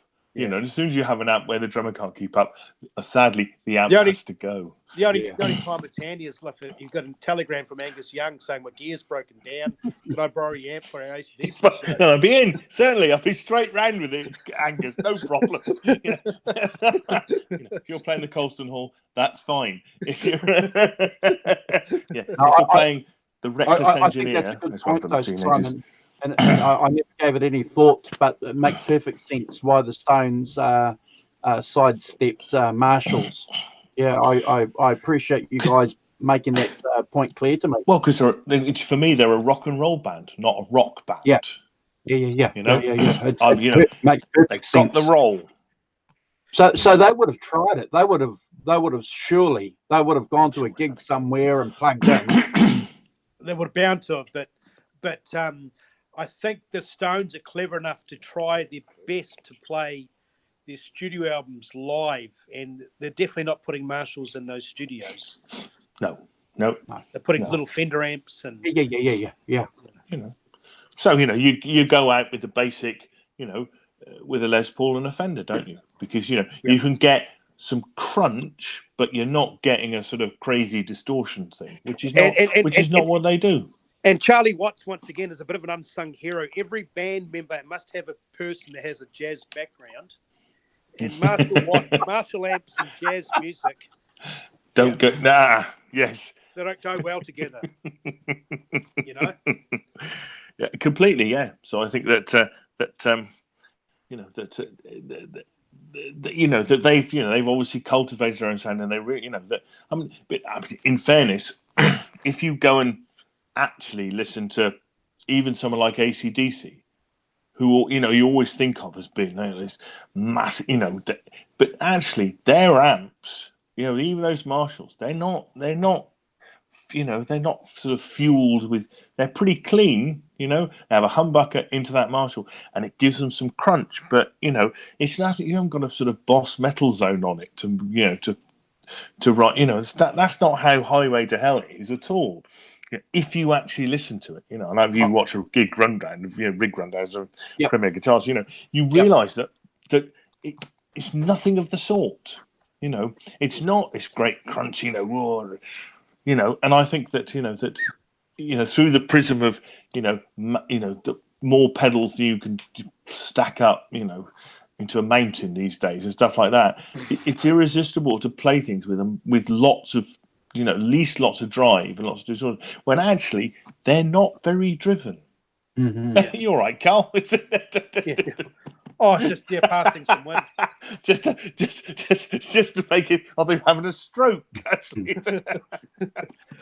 Hey, here's a question: If Jimmy Page played an Angus Young solo, or Angus Young played a Slash solo, or Slash played a Jimmy Page solo, they're all using Gibsons, they're all playing through Marshalls. I got a funny feeling that they all probably would sound the same. And I'd agree with you. Yeah. I think that would be the case. They'd be very close, wouldn't they? because Yep. simply because the equipment would. I don't think I could tell who the guitar player was. Yep. Because all their sound is the same. Yeah.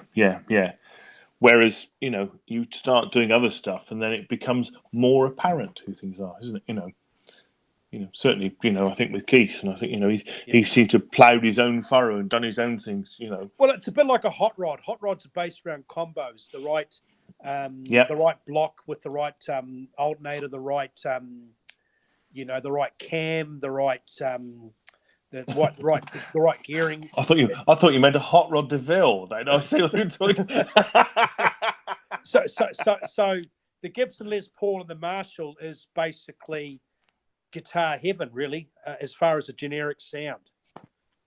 You can't reinvent the wheel with that one. That's hard rock. That's the blueprint. Yeah, absolutely. Yeah. Although Jack Daniels does say the nuances in their style would give them away. I think that's true to some extent, but I think Well, the point I'm making is that sound is so. What's the word? It's so embedded in our mind through those big radio hits that even though they're unique guitar players, if they played other guitar players' songs, that sound similar. Yeah, I agree with Jack Daniels. I think that people, there's that. Have you seen that brilliant Joe Bonamassa thing where he goes through the Page, Beck, Clapton and says this is how they play, and just if you just on the amp, just on the guitar, how you get, so he turns down the tone for the woman tone for Clapton, and then he turns it up again for, and says, well, Jeff Beck plays really hard and quite aggressively, he's obviously angry, and then Jimmy Page is much more kind of much treblier and sort of cutty through each sort of sound. So I think what's really interesting about that video, Simon, is that Peter Green is noticeably left out because he doesn't have that overdriven rock sound that those other guys have. So no, it's different sound. Yeah. Although I know Joe Bonamassa loves Peter Green, so I wouldn't. I don't think that's I think he was just showing what you could do with one guitar, one amp, and just the tone controls. Yeah. Absolutely. Picture of him and Joe Bonamassa at the show. Yep. Yeah. JB and him were hanging out together. I think the hack in with them all. I think a guitar player's guitar player. If you don't know anything about Peter Green, you don't know anything about guitar. Well, on that video clip that Simon's making reference to, there's a few guys there making that point, saying if you're talking about British blues guys, which is what that clip is, and guys like us would know that, are going to say, well, look, where's Peter Green? Yeah. Where's Peter Green? You could say, what about Paul Kossoff for free and all sorts of stuff. It's, and I know that when he's done that kind of blues, tribute to the blues stuff, Joe Bonamassa, he's done some Peter Green stuff. Completely. And getting back to Joe Bonamassa or whatever it is, we've got to thank Gary Moore for bringing back a bit of Peter Greenness in the 90s. Yeah. Great. Blues for Greenie, man. Mate, I picked that album up and I thought, wow. Yeah. Absolutely, yes. Yeah. So I guess I think what I've liked or gleaned from this particular show as far as guitar selection, the guitars, the Stones, everything, and Simon's mentioned it, Andrew's mentioned a bit with the amps, is Les Paul shivers. Les Paul seems to be the common denominator. Well, Les Paul and cleaner amps, Les Pauls and Fenders and that sort of thing, not classic Les Paul Marshall kind of thing, which is the kind of classic put together, isn't it? Yeah. Well, it's interesting that you should say that, because if you go and check out some of the live footage of Waylon Jennings, have a look at his guitar player, his lead guitar player. He's playing a Les Paul. Yeah. Which is very uncommon in country. Yeah, he's not playing a Tele. He's not playing a Strat. But I can remember. Do you remember all those 70s disco songs? They all had a guy playing a Les Paul on it. Yeah. That ticka ticka ticka ticka ticka, kind of thing. Yeah, it's not. It says I'm not. It's not to just a rock machine. I can remember it was the classic disco guitar. Play the that Les funky Paul. music, White Boy, Wild Yeah, Cherry. yeah, but yeah, all those. Yeah, I can remember. On Top of the Pops. You'd see lots of bands, and they, the guitarist would invariably have, often have a Les Paul, and you think The that's a Edge, disco song. from U2 plays a Les Paul. Midger from Ultravox, and they don't play any crunch. He was playing. Can you Les imagine? Paul. Do you know Midger was in Thin Lizzy for a tour? Yeah, yeah. Well, when he had hair, apparently. Yeah, when he had hair, yes, yeah. He just called in to go and play with Thin Lizzy. And what's funny is they booked him a plane ticket, right? And he thought, great, I'm going to have 10 hours or something to fly to America to learn the songs. And then he found out he was on Concorde and he only had 5. Oh, that's the jet. Yeah, the supersonic jet. I got there in record time. Yeah, that could do London to New York in 5 hours instead of like 10. So he only had half the time that he thought he would have. Not that 10 hours is that long, but kind of thing. Yeah. A couple of guys in the chat are making reference to Greeny's guitar being in the hands of Kurt Hammett. He paid $1 million for that guitar. $1 million? Yeah. $1 million. Yeah. What did Dave Gilmour's one go for? $2 million? Oh, no, more than that. 3 million, wasn't it? 3 million. Nearly $4 million. Yeah. Wow. Just while we're on the subject, I just had a quick look on the Les Paul Custom, the three pickup. I just had a quick look at the switches. Give you, so 1 is the neck, 2 is the middle and bridge, and 3 is the bridge. So Andrew, that's what you said, wasn't it? You got the middle and bridge. Yeah. So that's okay. That's good. Yeah. Wow. So that's how it works. Yeah, well, you can rewire it so it has the neck and the bridge, and then just the bridge if you want. Getting back to Waylon, it was a bit like the Stones. He basically his sound was totally different to all country sound because they used a flanger, a telly, a Gibson lead guitar, and a real thick, heavy bass drum. And Waylon was his own producer and arranger, so he that sound is Waylon's sound, so he knew exactly what he wanted. And I got a funny feeling that particular sound influenced some girls with that flanger. Absolutely. Without a doubt? Absolutely. Okay. Probably. More than likely. Yeah, they were listening to country. Yeah. Oh, big time. Loved George Jones, completely. Loved them all. Yeah. Yeah. So it's well documented, all of that, isn't it? With and getting back to what I was talking about in the 60s and trying to tie it all together with the Gibson sound and those big ES 175s, George Benson, Wes Montgomery, those big Ibanez's, Grant Green, Kenny Burrell. It's very smoky nighttime music. When you think of blues and those big Chicago guys with those Gibsons, it's nighttime, tough barroom music. And when you think of the country western, the telly and the Rickenbackers surf guitar, the single coil, it's daytime music. It's out in the fields. It's going to the beach. It's driving. It's all imagery. Yeah. So all these flavors, and you mentioned the word colorization, affected their, buying certain guitars affects their sound. Yes, as well. As well as their own style as well. Yes. How you play. Kind of whether you're playing fingers, semi-fingers. But with all these guys' careers now, and then looking back, they've all, I don't know if their shoulders have gotten weak or what, but they've all basically, I don't know if they've gotten lazy, but they've all basically settled on Strats and Tellys. Pete Townsend, Jeff Beck, Eric Clapton, Keith Richards, Ronnie Wood. They're all pretty much stratified and telephoned. Well, I think now they can get a bit of that crunch now with some of the technology that's available and the mixes. The amps have changed a little bit. The Clapton Strat now, for example, has a TBX has a mid boost that that can crank it up a bit.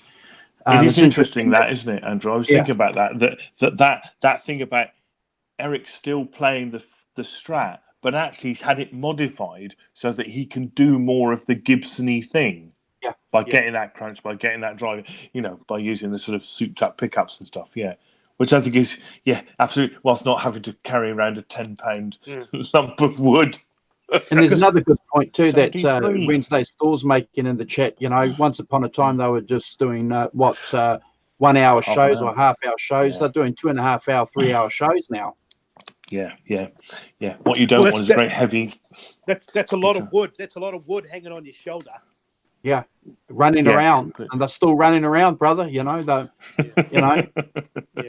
got to say, I saw some live footage of the Stones on their 2019 tour, and Mick was great.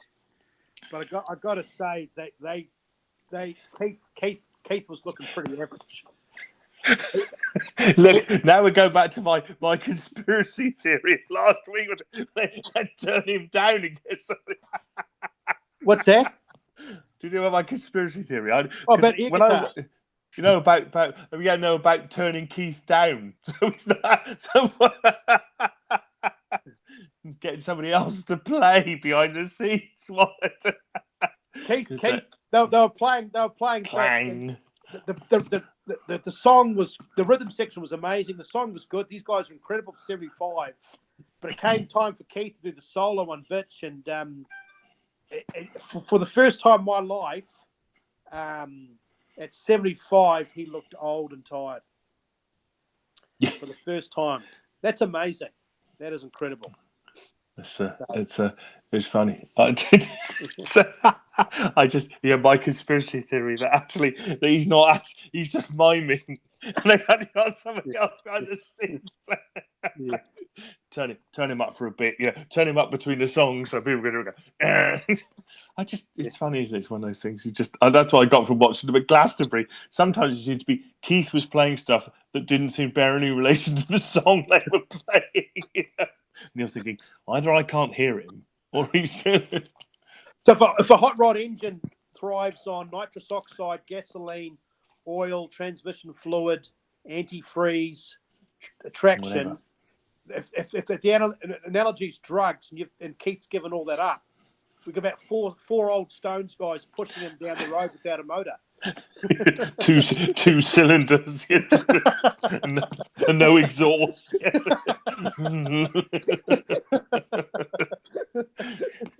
But, sadly he's not racing each other in their wheelchairs. Yeah, the guitarist Viagra doesn't work anymore for Keith.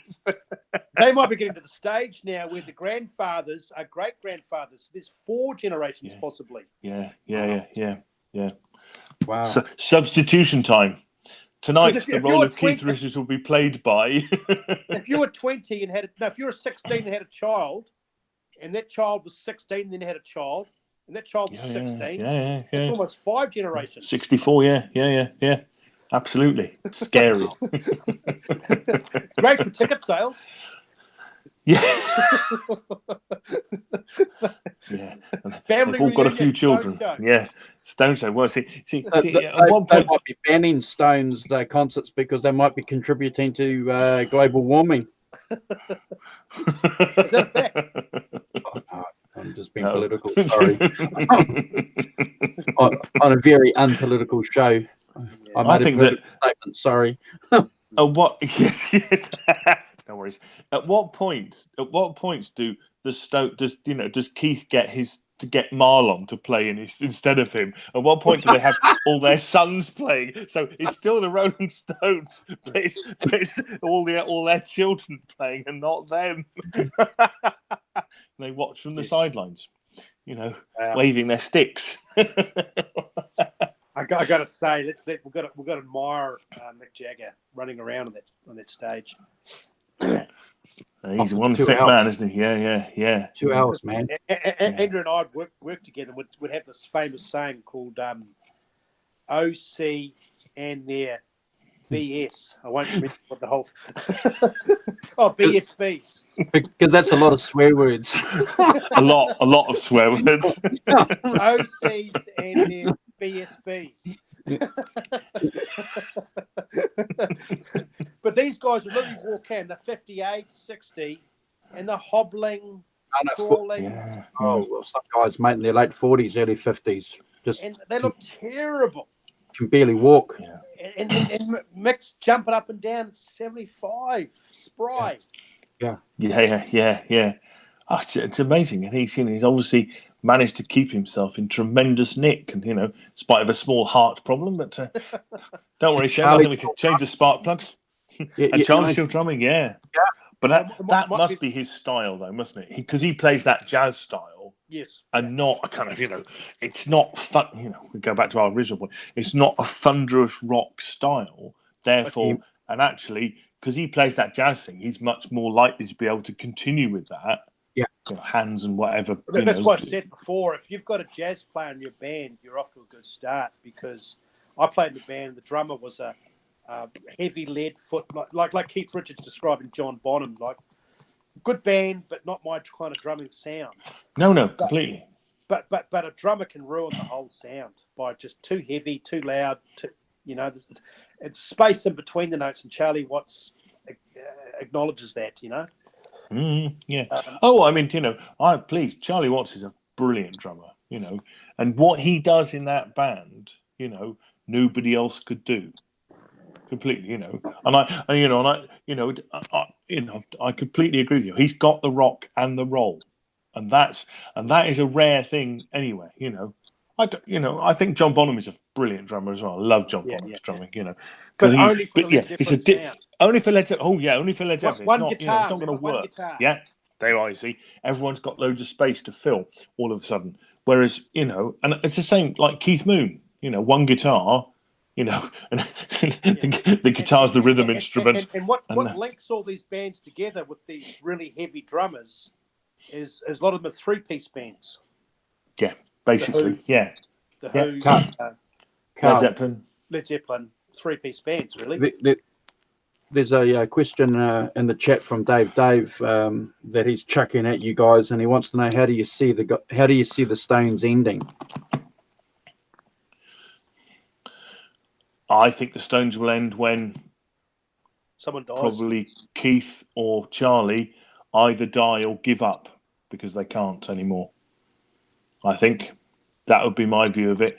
I mean, they've already got a replacement bass player. They've already got a keyboard player, any keyboard player that you can have. So there's basically the three of them, aren't there? The core, Charlie, Mick, and I think if one of those died or couldn't do it anymore, they wouldn't do it anymore. Not as the Stones. They might do something else, but not as the Stones. It's a scary thought, but it's an inevitable situation. Something in the next 5 years we'll have to give. I think that they just... It could be 80, Forget about the money. Forget about the Glimmer Twins. I know there's some people on Facebook can't stand the Glimmer Twins and Brian Jones doesn't get the credit, but I think they just genuinely have a love for the music and the fans. Forget about the money. Oh, yeah. Well, I think they look at the old blues guys, don't they? They think of themselves as in the tradition of Muddy Waters, B.B. King, blah, blah, blah, going on, and they see those guys going out and playing in their 80s. They go, well, why can't we? And I don't see why not. I don't know how satisfaction goes if you're all sitting on stools, but we'll have to wait and see. I just can't imagine Mick Jagger painting a wall or Keith Richards mowing a lawn. They just don't know how to do that sort of stuff. All they know how to do is play music. Yeah, no, precisely. Trying to bake a cake, So what? So why wouldn't you carry on playing music until you can't anymore? And for me that's how it ends. Is when one or some of them can't do it anymore. And that we've got to thank Jimmy Page in respect to Led Zeppelin. When John Bonham passed, Jimmy Page said, "That's it. Stop." I love John Bonham so much. He was a big part of our sound. That's it. There's no replacement. No. Was it Plant or Plant? I don't think Plant wants to continue either, did he? Without John Bonham, because they were Midlands mates. Yeah. So maybe Plant actually, but it doesn't matter. But yeah, I think that was one of the best decisions a band ever made. You know what? To go, we're not going to get another drum. We were a 4-piece. This was the magic. You stop. And pretty much they've not gone back, have they? A couple of times, but odd one-off things. If you look, a lot of bands that have replaced replace singers and that. It's sometimes works, sometimes hasn't. But well, it becomes a replace different various thing, members, doesn't it? But it's not quite the same. It becomes a different thing, doesn't it? You know, whether you're going out and selling yourself still as, you know, as you know, that same band. How many original members do you need? Or you know, in fairness, the Stones, you know, don't have the original bass player. You know, Daryl, what's his face? Well, I mean, I don't know for the life of me how AC/DC is still touring. The rhythm guitarist is dead. Well, they're doing what I'm talking recording about. an album. They're getting his nephew in to play and stuff Yeah. like that. It's like, so he's still called young. He's just the next generation down. Yeah. I reckon AC/DC The is still going in Australian- 50 years' time. The Australian drug dealer that lives in Tauranga that wanted to offer someone he liked. There's a start to a He's not sentence. Phil, no, Phil's not there. Phil's not And there. then Brian Johnson's apparently. Brian Johnson was he clinically diagnosed as being deaf, or they just didn't like him anymore? No, I think he had trouble with his hearing, and Hearing. you know.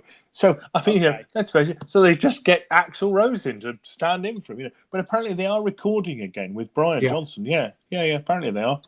There's been you know, news of it. And So then I think that the bass player lives in California. my point, you know, but So they've what got is the band, what's he called? Angus? They've got George Young now, haven't they? His nephew, Angus's nephew, plays now the rhythm guitar. You know, well, that's what I was saying earlier about, you know, when are the Stones going to get all their offspring to stand in for them? And when is it not the Rolling Stones? But, you know, but in a sense, I agree. If, you know, without Angus, no AC/DC. But, you know, apparently, without any of the other members, still AC/DC. But, Well, look at exciting, isn't it? case in point, Guns N' Roses. Yeah. Excellent Slash and Izzy, and I love Steven Adler and Duffy. That was Guns. You know, I mean, I don't mind. Who was the guy that replaced Izzy? He was average. It just doesn't work. Gilby Clark It doesn't work. and Gilby Matt Clark. Sorum, the drummer from the That's Cult. all, yeah. Get it changed.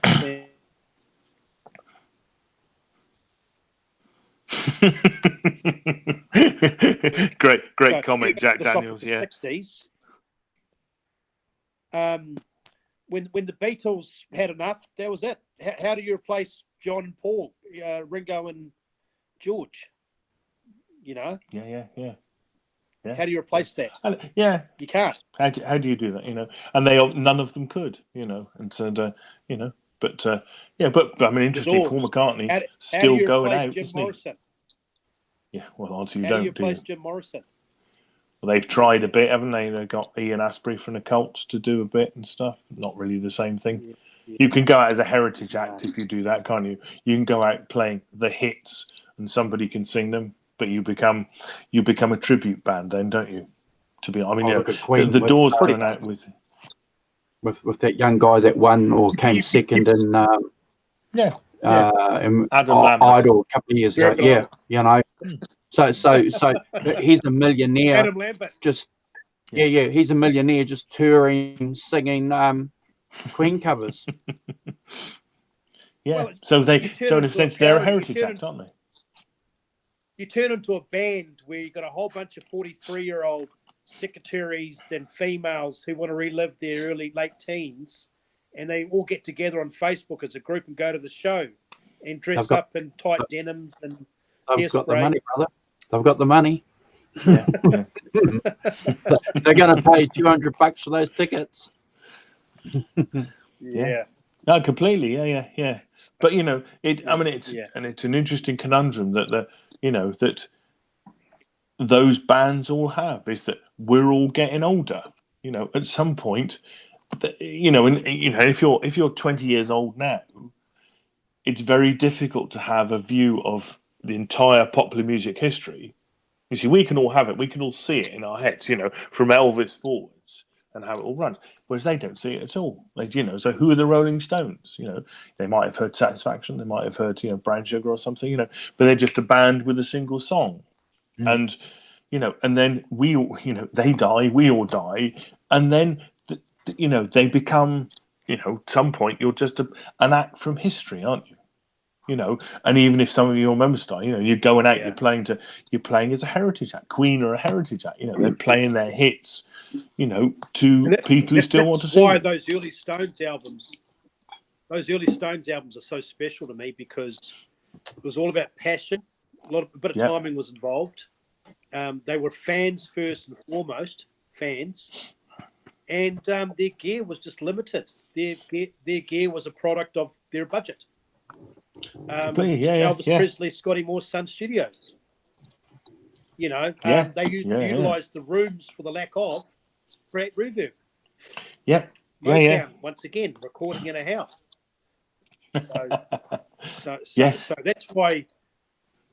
That's why those looking back, those recordings are so special. Because they have constraints. They have. Good to go, guys. Thank you. What's that? Lots of constraints. No, I was going to say that you know, the constraints. I'll go back to my original with it, because they had so many constraints. It makes them better, not worse. You know, the creativity has to be there. Yeah. Oh, absolutely. So the tours are basically icing on the cake. You know, it's the money and it's exposure, but the roots of everything is those little, you know, rehearsing in those little rooms, the limited gear, the studio, limited amount of time, the energy. That's what's captured on wax on those recordings is what's eternal. Yeah, completely. That's we're grateful for. Yeah, fortunately, capture of posterior. Are we good? People forget that Johnny B. Good. All those Chuck Berry recordings, where it would have been a Gibson ES175 through a very small amp, Fred Below the drummer, and Willie Dixon on stand-up bass. Yeah. How minimal is that? It's all energy. Yeah, it's all energy. Where you place the microphone to get the right balance in the room. Just the one. And then if you want to do a solo, you move closer to the mic and then move further back.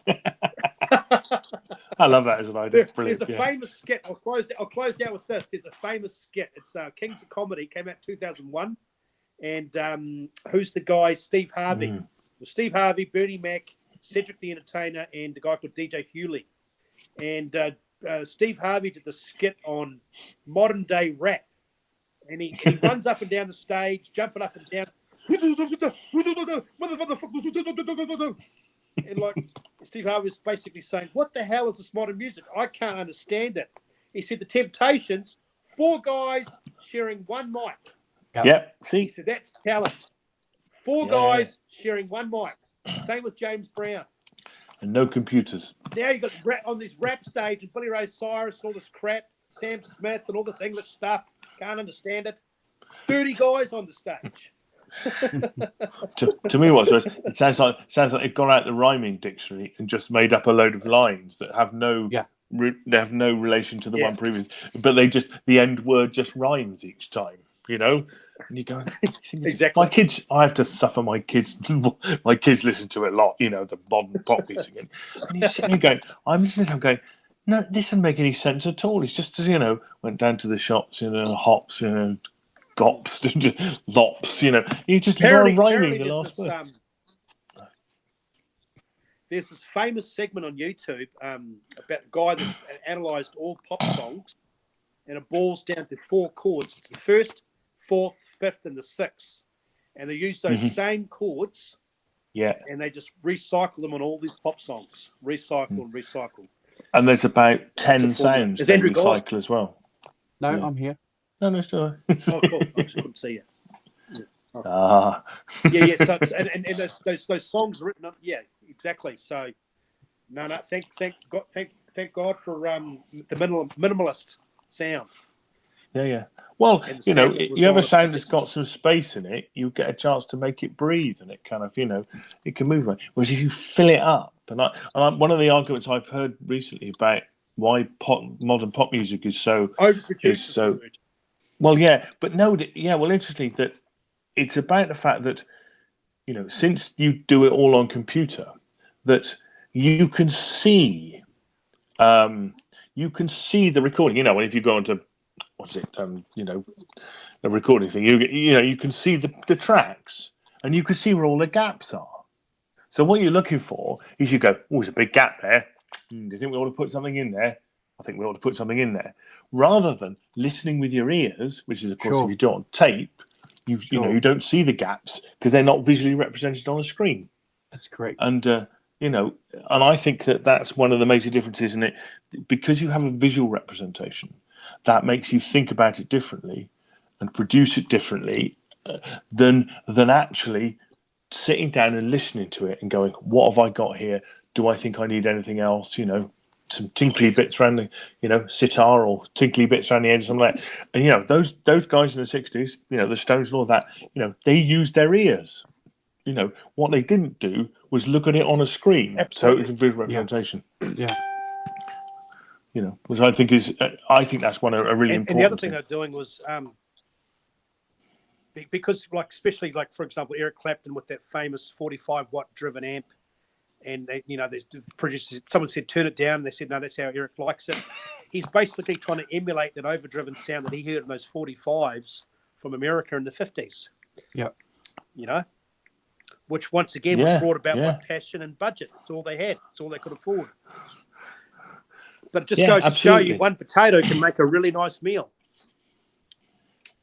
Yeah. And going back to Dave Davis. I want to get a new sound, so I'll slash my speaker cone, with a razor blades, and I get this distorted sound, stuff like that, because I can't get distorted sound by getting out another pedal, stacking drive upon drive, and which is fine. That's what we can all do now, and it makes it easier. You've got to find creative methods of doing things, making a noise like that, in a way that you don't have to now. You can record it all clean and reamp your guitar. You can put any kind of effects on it post recording. And that's what you do now. You record it all clean and then put the effects you want on it afterwards. Including reamping it through any app. You can download an app that says rhythm. Yeah. Download an app and backing track, and download this and download that, and all on a laptop, and pretty much everybody's unemployed. The only person making money is the guys selling either the app or the computer. Yeah. Well, coming at it the other way, what it has done, that for all its faults and all its, us going muttering about it, actually it's made music, the ability to make music, in the hands of almost everybody. You could almost say that you see, I think, that you don't have to be, I know that, rap and, modern pop music is all made on a computer, but, you and I could make an album together on, using our guitars plugged in. We could make an album. We don't have to go to Abbey Road. We don't have to get George Martin to produce it, whatever. We could make an album. Yeah? We got the ideas and we got the music. We could do it. And you know what? We can make it sound really good because of all that technology. It's just a case of applying that technology in a creative way. At the moment, it's, what we hear is a lot of pop music and a lot of rap and a lot of the, R&B stuff that we're not interested in. And it's, it's quite formulaic, which is not about the recording. It's about what they use. Simon, I'm going to blame the audience here too, because, in the 60s, in the 60s and 70s, you had musicians that were recording songs for a sophisticated audience, that were probably demanding something. The music that's been produced today for people, again, and I'm sorry if I'm sounding like an old fart, but it's saying nothing. It's meaningless, and it's just what is it? Candy floss music, filler, elevator music. I think that's true. But that's only a small part of it, isn't it? That's only a small part of it. I mean, if I remember, the early 70s, that for every Led Zeppelin, there was the Bay City Rollers. Sure. Lest we forget, Mr. Manufactured Pop Band, they were hideous, and none more hideous than they are now. So I think it's that Leif Garrett. Precisely, and all we can all name that. We can all name. Take that. Yes. Well, he's well, to take that, yeah. But It's to rent their own nothing stuff. makes me want to throw up more. Nothing makes me want to throw up more than watching a so-called band or theatrics on stage, and there's 10,000 idiots in the audience with their cell phones recording 20-second little bloops of it. Yeah. You know, there's a famous meme of if the Titanic went down in 2020, Everyone will be 1,000 people in the water with their phones taping the ship going down. Yeah. taking themselves drowning. Filming themselves drowning. Yeah. Yeah. No, I agree with what I agree with what someone was saying. Sorry to interrupt, Carl. You know that technology has made things available for musicians. You know, but the tragedy is that no one's not making any money from it. That's No, I think it's true. You don't make the money you used to from recording stuff. The other thing I'd say about it is that we only get, the what's on the radio now is only a very thin slice of the music being made. There are bands out there making. The difficulty you have now, 100 years after we were talking about, the 60s, is that in the 60s it was a very small, close knit, everybody knew each other, or musical community. Whereas now it's enormous, and if you have to go and investigate, genres of music. Let's say you want to Americana or something like that, because the things you like are never going to get played on the radio. Guitar bands and stuff like that, are never going to get played on the radio. Even let's take a modern example, Greta Van Fleet. When did you hear them on the radio? I've never heard them on the radio. Never. There's just you have to accept on the radio. That that today it's a different marketing exercise to get a band like that out there. They play live, so people go and see them. They have they have a buzz around them. They have an internet presence in YouTube or whatever, and that's how you do it. But to get yourself out, you're not going to hear John Bonamassa on the radio. You're not going to hear John Bonamassa. You're not going to hear what's that black blues guy, Gary Clark Jr. You're not going to hear him on the radio. Gary Clark. No. You're not going to hear them Joe on the radio. Bonamassa can sell out, the Albert Hall. He can sell out, 20,000 seats. There's still an audience, but it's no longer is it on the radio. No longer does radio touch that at all. Radio is a very thin veneer of what it will actually play, and they're becoming more homogenized as time goes on. So what's crazy is late 80s, early 90s, techno was big, or mid 80s. Techno was huge, and I thought it's died a slow death. And then it came back with the advent of laptops and computers and downloading. It's basically, and you can understand this being in the tech industry, a very accessible, quick, almost like junk food drive-through way of formatting a catchy song. Yeah. There's a thing that they called loops, which is a frequency in bass or music where the human mind's automatically entranced, and they use that in music, which is there's a lot of psychology going on in music now. Completely. We mentioned the same 4 chords they use in pop songs: the 1, the 4, 5, and the 6. The same loops, dozen sounds. These loops they use in these teen pop songs. I never saw a roadie so happy in all my life. I managed to see one of Hamilton's most respected, busiest working musicians, and the roadie had a big smile. There wasn't a sweat on his brow. I said, "How come you're so happy?" He says, "Well, with modern music, all I had to carry was a cell phone and a laptop. Not carrying drum kits and bass amps and 100 watts Ford panel van." His work was done. He walked into the bar with carrying a phone and a laptop, because that phone and laptop was the rhythm section. Yep. Yeah, the interesting. Have you ever seen, Carl? There's a fantastic YouTube clip of Frank Zappa, for a long time ago, saying that the reason that the 60s was just a creative period in music was because all the record companies were run by old guys who didn't know what any of it was, and they just said, "What? Record it, put it out, see what happens." And he said, then what happens is they get in, they think, "Well, I don't know what I'm doing. I'll get in the young hip kids." And as soon as you get the young hip guys in, what happens is they start making stylistic and decisions about stuff. And then you get a kind of that, that narrowing. You don't get this kind of mad diversity and people just putting out crazy records and all sorts of stuff. Just to see if it's it's a bit of the throw enough mud at a wall and some of it will stick kind of thing. Yeah. And these old guys, that's what they did. They didn't know it was any good or not. They just thought, we'll put it out and see what happens, some of it was a hit, and some of it rises to something. Was the 80s with that drum Yep. sound that ruined all those. The Linn drums. Oh, is that what it was? Yeah, Linn drums. They're called Linn drums. Well, you see, and the 80s, that for the first time, a producer didn't have a drummer going out of time, making noise with his cymbals. He could then program the drums. If you think about it, that the start of the demise of modern pop. Well, Stockade and Waterman.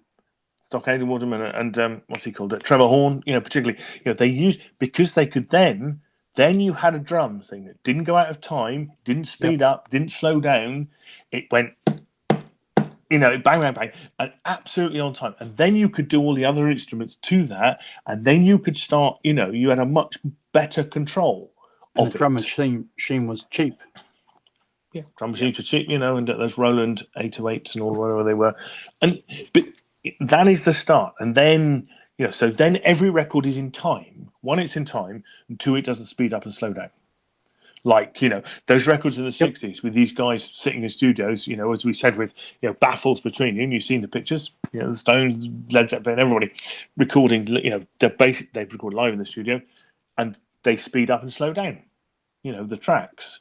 The most brilliant example of that is Route 66 by the Rolling Stones, which about 15 seconds in, Charlie Watts decides it's not nearly fast enough and speeds up massively. Yeah. As you listen to it, it's really funny. As soon as I learned it, me and Dave play it. So we started learning it, and you get there and you go, wait a minute, he's just sped up by about 20%. It's hilarious, which would never happen now. But it's one of the things that I think that anybody sort of my age, anybody who's brought up in rock music pre that, right, they're used to innately what I hear is a record that speeds up and slows down and has some swing to it.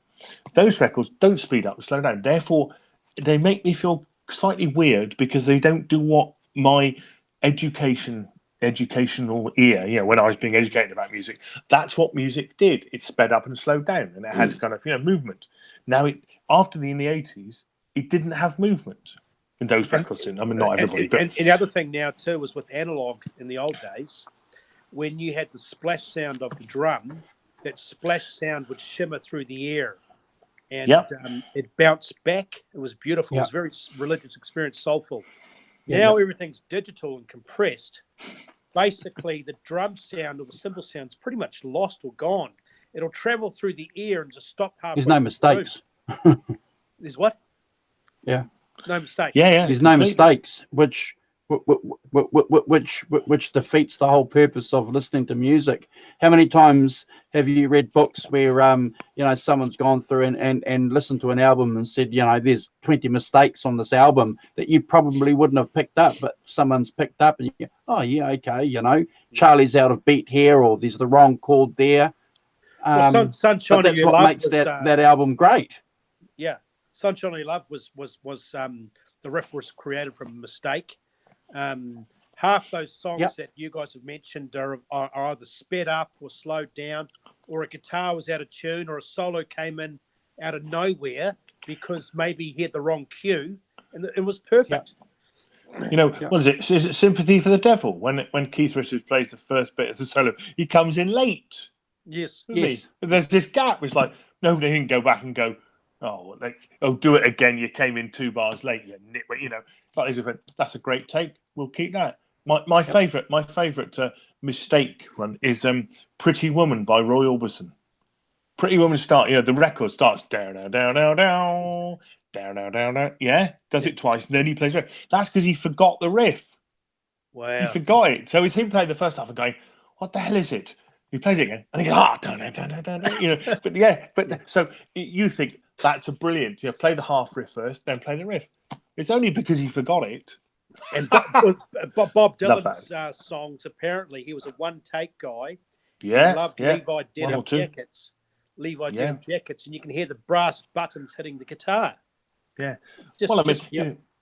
when they were recording Neil Blonde Young. Blonde. Sorry, Simon.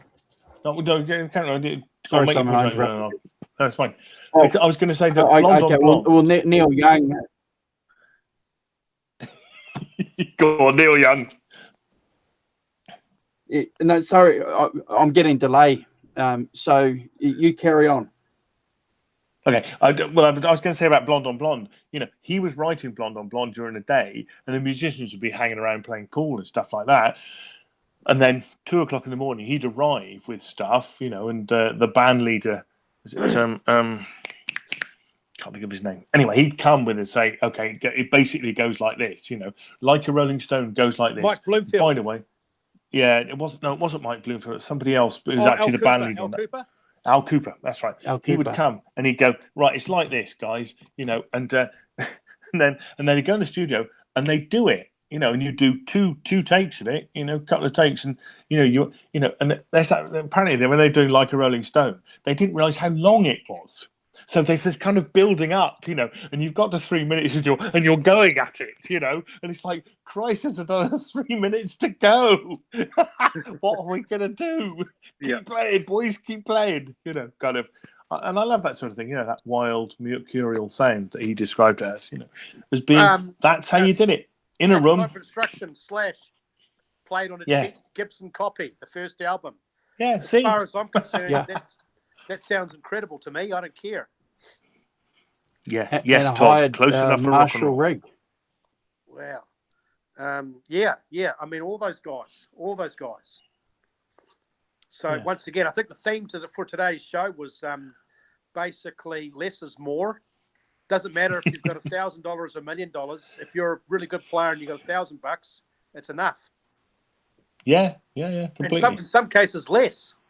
Some cases, I mean, borrowed guitars. There's a famous story about Earl Hooker, who was a slide guitar player, great player, and used to have to guard your amp around Earl because in between sets, he'd take the valves out of the back of your amp. Yes. Yeah. That's how poor these guys were. In order for him to get a sound going, get to borrow your light bulbs from your house. You come home and you can't turn the lights on. Come round and borrow your fingers, yes. And take your outside woman too. Yes. No. Hey guys, I'm getting a bit of delay and a bit of patchiness. I don't know what's going on. I'll have to close it out. People have woken up. I'm going to get Simon to say. Simon to say goodbye to everyone in the chat, and fantastic. Yeah, I look forward to next week's show. Yes, indeed. Well, so thanks to Arvin, Todd Flowers, Gussie Wells, Wednesday Store, Dave. You must come on, Dave. It's hiding in the north. Yes. Jack Daniels, 10101. Kubrick, yes, and who else have we got? Phil Mosley, of course. Phil, thanks, Phil, for joining in. It's been great having you. And I think that's probably everybody. And the hack as well. We mustn't forget the hack who turned up earlier on. So yeah, thanks, and Soda as well. Thank you very much for coming in. And Chicken Guitars, yeah. Kaylin, yes, thank you for joining in. Soda as well. Todd, good.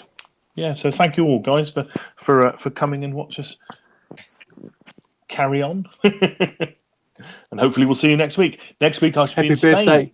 Happy birthday for yesterday, Dave. How old are you? His birthday. How old's Dave? Should we ask? Tell us? Yeah, Dave, how old are you? Come on.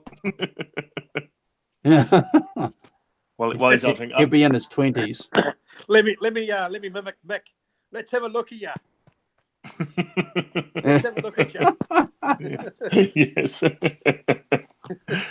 Just to remind you guys, I'm in Spain next week, so but that's fine. You should still be. Hey, Simon, and lastly, knowing what we know now, what do you think was the best decision that the ICC should have made? Cup. We're talking cricket here, guys, for you guys in North America. That we won. You're starting to sound like an Aussie. You're starting to sound like an Aussie. England Win at all won. costs. No, actually, I think they should have shared You, it. you expected myself. an Englishman to say that New Zealand should have won, Carl. I thought they would have been dignified enough to say, like, share it. No, I just did. I actually think we should have shared it. I think if you get down to a super over and it's all square, and then the only thing you win on is how many boundaries you hit or whatever, that's too. I mean, a lot of people pointed out, not just me, but if you run a race, if you're in the Olympics, you run a race, you run the 100 meters, you could have a dead heat, in the dead heat, and they both get a gold medal. So I feel that to be honest, sharing would have been the right thing to do. Sharing is caring. But the IOC won't, not the IOC, the International Cricket, but they won't see it like that. But to the ICC, but it's to me, it was a massively honourable draw. And if you're going to be that close, cigarette papers wits, at some point is a draw, isn't it? And then you share it. All right, guys. Hey, thanks. I really enjoyed. As Andrew's probably told you, I get really busy with work. That's fine. Okay, Carl, yeah, that's right. that's cool. We're good. I'm getting hungry. Yeah. Could I say that I don't have Dave a food is channel. 32? That's a good 32, age. my gosh. What a great age. Yeah. What a great Absolutely. Enjoy it while you can, brother. 32 times 3 is still less than Mick and Keith. Yes. Still a chicken. Yeah, spring. All right. Rock and roll. All right, We're out of here. See you guys. All right. Bye.